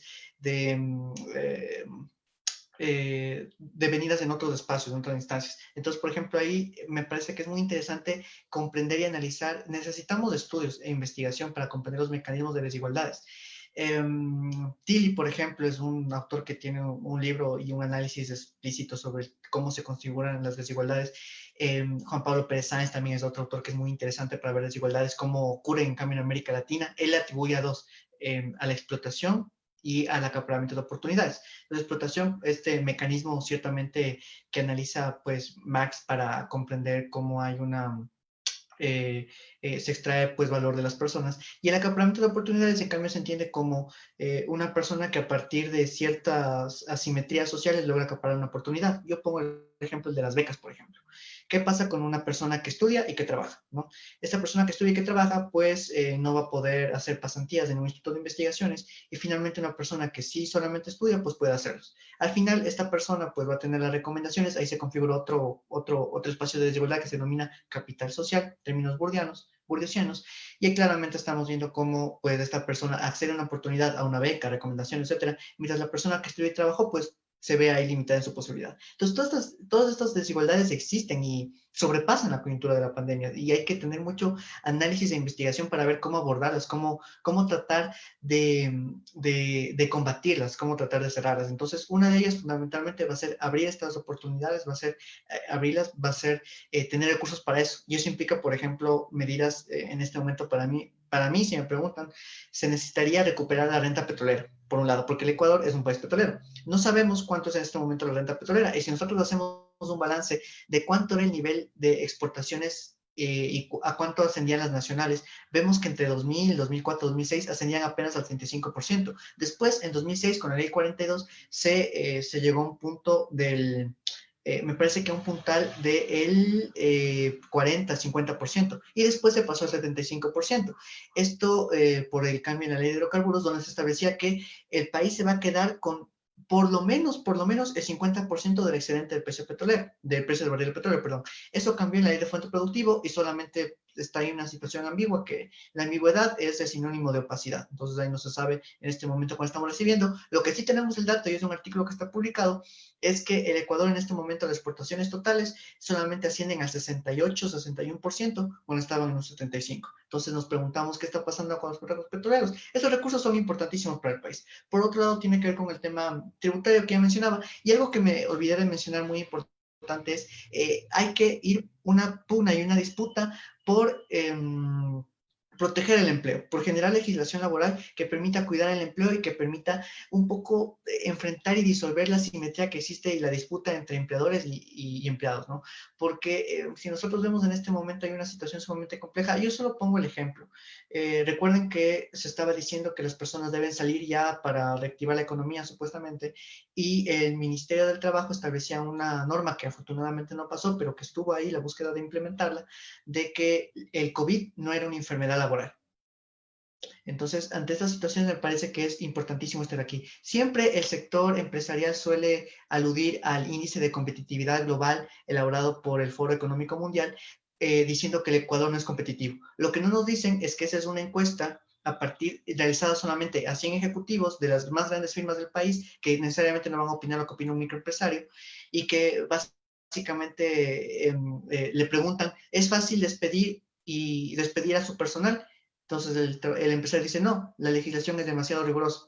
Entonces se dice que no es competitivo. Entonces hay que tener cuidado con los datos y hay que leerlos bien. Hay que ver cómo se produjeron. Me parece que esa sería la principal lección que se debería dar a los estudiantes, ¿no? Saber levantar datos, saber leerlos, saber analizarlos y ver el método a partir de cuál se fueron construidos. Entonces me parece que cuidar la legislación laboral va a ser fundamental, que es uno de los, me parece a mí, por donde va a ir caminando el nuevo acuerdo con el FMI. Me parece que el nuevo acuerdo con el FMI va a tener 3 puntos fundamentales. El uno va a ser el Banco Central. Quieren autonomizarlo, pero autonomizarlo del Estado, no autonomizarlo de los sectores privados, del sector financiero, que recordemos que creó la crisis del 99. El otro tiene que ver con el tema laboral y el otro tiene que ver con el tema tributario. Me parece que esos 3 aspectos van a ser fundamentales y donde hay que introducir ahí unas políticas públicas que generen un cuota redistributivo. El tema de ingresos, ahora me parece a mí que es fundamental en este momento ir caminándose el tema de redistribución de la riqueza, que es algo que se quedan cortos todos los países de Latinoamérica. Y me parece que en esta situación de construcción de un consenso, de un pacto, como quieran llamarle, social, pasa por limitar los poderes de los que han acumulado ventajas históricamente. Claramente son las élites económicas. Recordemos qué decía Angela Merkel, ¿no? de Alemania, que no seriamente es un país socialista, comunista. Lo que nos decía es básicamente, el problema de América Latina es que sus élites no quieren pagar impuestos. Y la evidencia empírica muestra eso. Si nosotros tomamos a Ecuador, lo que paga el percentil más rico de ingresos es 2014, no tenemos información más, en relación a lo que paga de impuestos, a lo que gana, paga el 3,4%. El promedio de América Latina es 4.6. 4.2. Entonces vemos que estamos bajo el promedio y las élites no están pagando impuestos. Así que me parece que eso debe ajustarse. Y finalmente, para contestar la última pregunta, me parece que estas medidas son las que permiten estar, pero también la construcción de institucionalización hacia lo que decía Byron, estoy totalmente de acuerdo, se debe forjar institucionalización en estos aspectos para que venga el gobierno de la corte ideológica que venga, hay una institución que no permite esas transformaciones. Hay, por ejemplo, me parece que es muy interesante los análisis que hace Acemoglu, ustedes lo pueden revisar, muy pertinente en tema de construcción de institucionalización en lo que refiere a los países. Entonces me parece que eso va a ser fundamental. No solamente tiene que ver con la actividad de consumo, tiene que ver con cómo nosotros vamos a construir, vamos a planificar, vamos a tomar acciones en relación a política pública, que me parece es el aspecto fundamental y nodal como para generar opciones de mejorar el bienestar y de cambiar estos indicadores. Por supuesto que el consumo no va a ser suficiente, tampoco la institucionalización y el retroceso me parece que va a llevar muchísimo más tiempo para llegar a los niveles del 2019. Me parece que estamos muy lejos de eso y que pues la situación va a ser sumamente compleja, pero me parece que es importante. A nivel suprarregional, me parece que es interesante ver cómo hay una apuesta de parte del FMI, recursos a partir de los derechos especiales de giro, que es no sé cómo decir, una forma especial de moneda que tiene el Fondo Monetario Internacional y que lo puede sacar. Entonces, me parece que esos elementos son los que van a permitir, de cierta manera, ir reconstruyendo lo que el país en un momento tuvo, pero también hay que tomar en cuenta qué nuevas desigualdades se están produciendo. Ya tenemos lo que nos contaba Byron, por un lado las migraciones, los polos, las concentraciones, desconcentrados mercados también.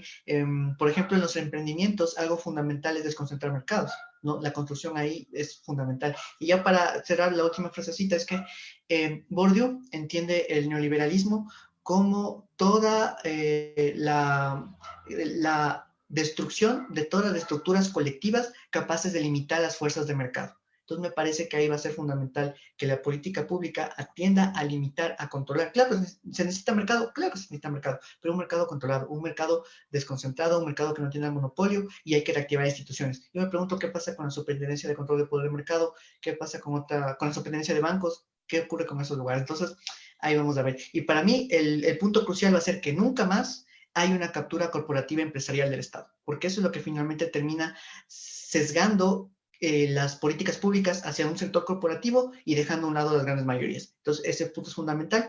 Entonces, cuidar el tema de puertas giratorias me parece interesante, que es yo del sector privado, entro al sector público, creo leyes para beneficiarme y me voy. Eso es fundamental controlarlo. En este momento está en el Banco Central. Se quiso bajar en la última ley de crecimiento económico, pero me parece que es importante retomarlo, que se cuiden los mecanismos de puerta giratoria para que no haya captura corporativa. Eso, gracias. Muchas gracias, Jonathan, por tu respuesta y por tu presentación en sí, ya que todos estamos conscientes que esta discusión es sumamente fundamental, sobre todo en el contexto actual en el que se encuentra el país. Así que muchas gracias.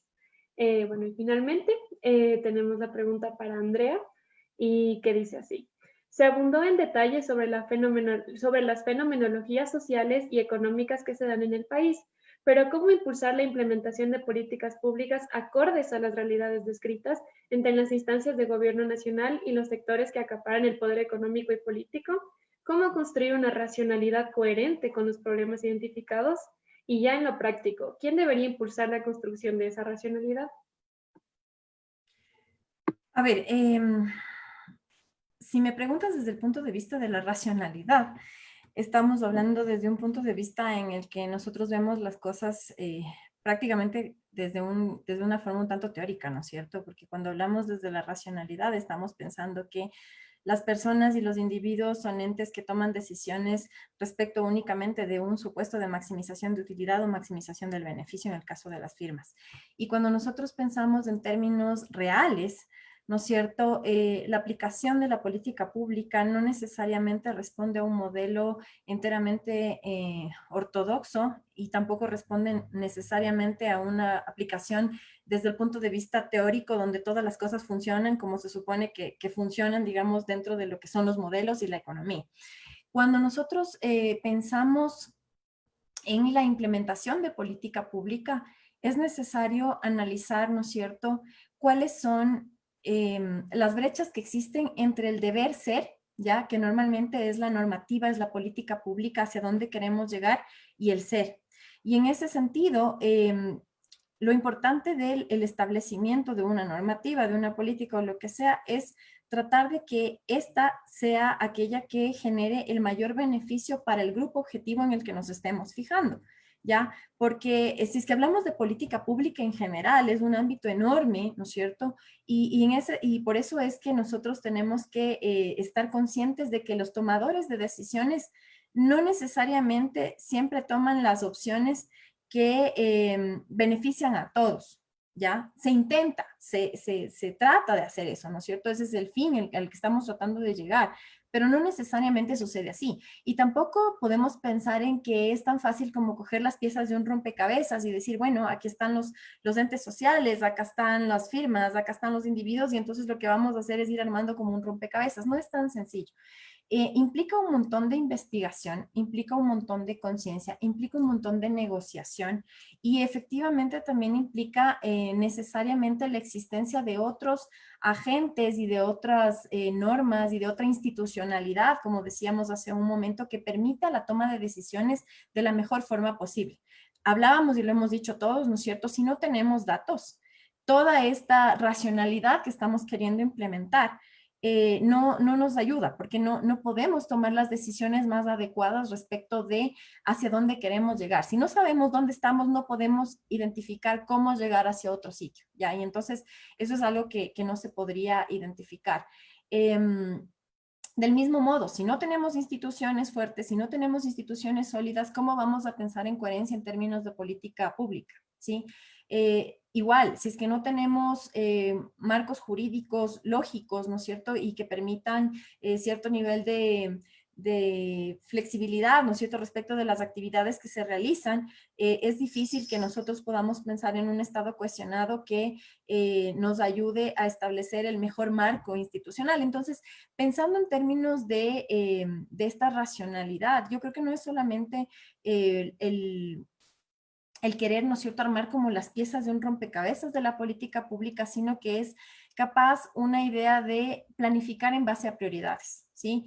Y cuando nosotros nos enfrentamos ya en este tema específico, ¿no es cierto?, de la pandemia y el empleo, es justamente esta dicotomía que yo les decía, o sea, es salud versus empleo, ¿no es cierto? Entonces, hay que pensar cuál es el objeto principal sobre el cual nosotros tenemos que trabajar y en base a ese objeto principal conseguir los insumos que nos permitan tomar las mejores decisiones.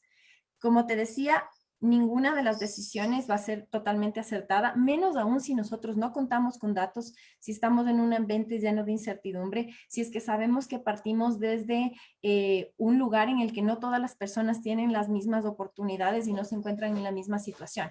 Vamos a tener errores, vamos a tener grupos que ganen, vamos a tener grupos que pierdan, ¿ya? Sin embargo, creo que es importante la decisión de tomar las opciones, ¿sí? ¿A qué me refiero con esto? Porque muchas veces se piensa que también una opción es no hacer nada. Y en este caso yo creo que el no hacer nada es mucho peor a que equivocarse en el camino. No es fácil, o sea, creo que si hay algo que yo quisiera que todos lo consideremos es que cuando ya se está en un cargo de decisión, ¿no es cierto? Estás en un puesto en el que tienes que efectivamente tomar la decisión que va a afectar a varias personas. No es tan fácil como parece y no necesariamente responde a una decisión racional. Tiene un montón de cosas adicionales que hay que pensarlo y sabiendo que eso puede tener un precio. Entonces, ese sería Aitana. Muchísimas gracias, Andrea, por tus apreciaciones y tus pensamientos acerca de las decisiones de los agentes y, bueno, dentro del marco de la economía conductual. Entonces, ha sido muy enriquecedor tu aporte. Muchísimas gracias, Andrea. Muchas gracias, Aitana, Andrea, Jonathan, Byron, Gaby. Muchas gracias a quienes nos han acompañado aquí en la sesión de Zoom y también nos han seguido en redes sociales. Sin más, dar por cerrado este foro que nos deja algunas reflexiones de que al tema del empleo hay que verlo no solo desde las cifras que nos presentan las estadísticas oficiales, sino desde los procesos estructurales, demográficos, políticos, de política pública, de orientación del desarrollo. Creo que por ahí van las conclusiones que van sacando. Como les he dicho, esto es parte de una serie de seminarios que estamos realizando desde el Instituto de Investigaciones Económicas, en buena hora también colaborando y ojalá multipliquemos estos espacios de encuentro con el Instituto de Investigaciones Económicas de la Universidad Central, también con nuestros compatriotas y colegas, Byron, que están en el exterior, en la academia. Es importante poder profundizar esos vínculos. Gracias, Andrea, colega de la Facultad de Economía, que ha estado también acompañando todos estos espacios. Una buena noche a todas y todos y nos veremos la próxima semana. Hasta luego. Chao, gracias. Hasta luego, gracias. Muchas gracias a todos por participar. Hasta luego.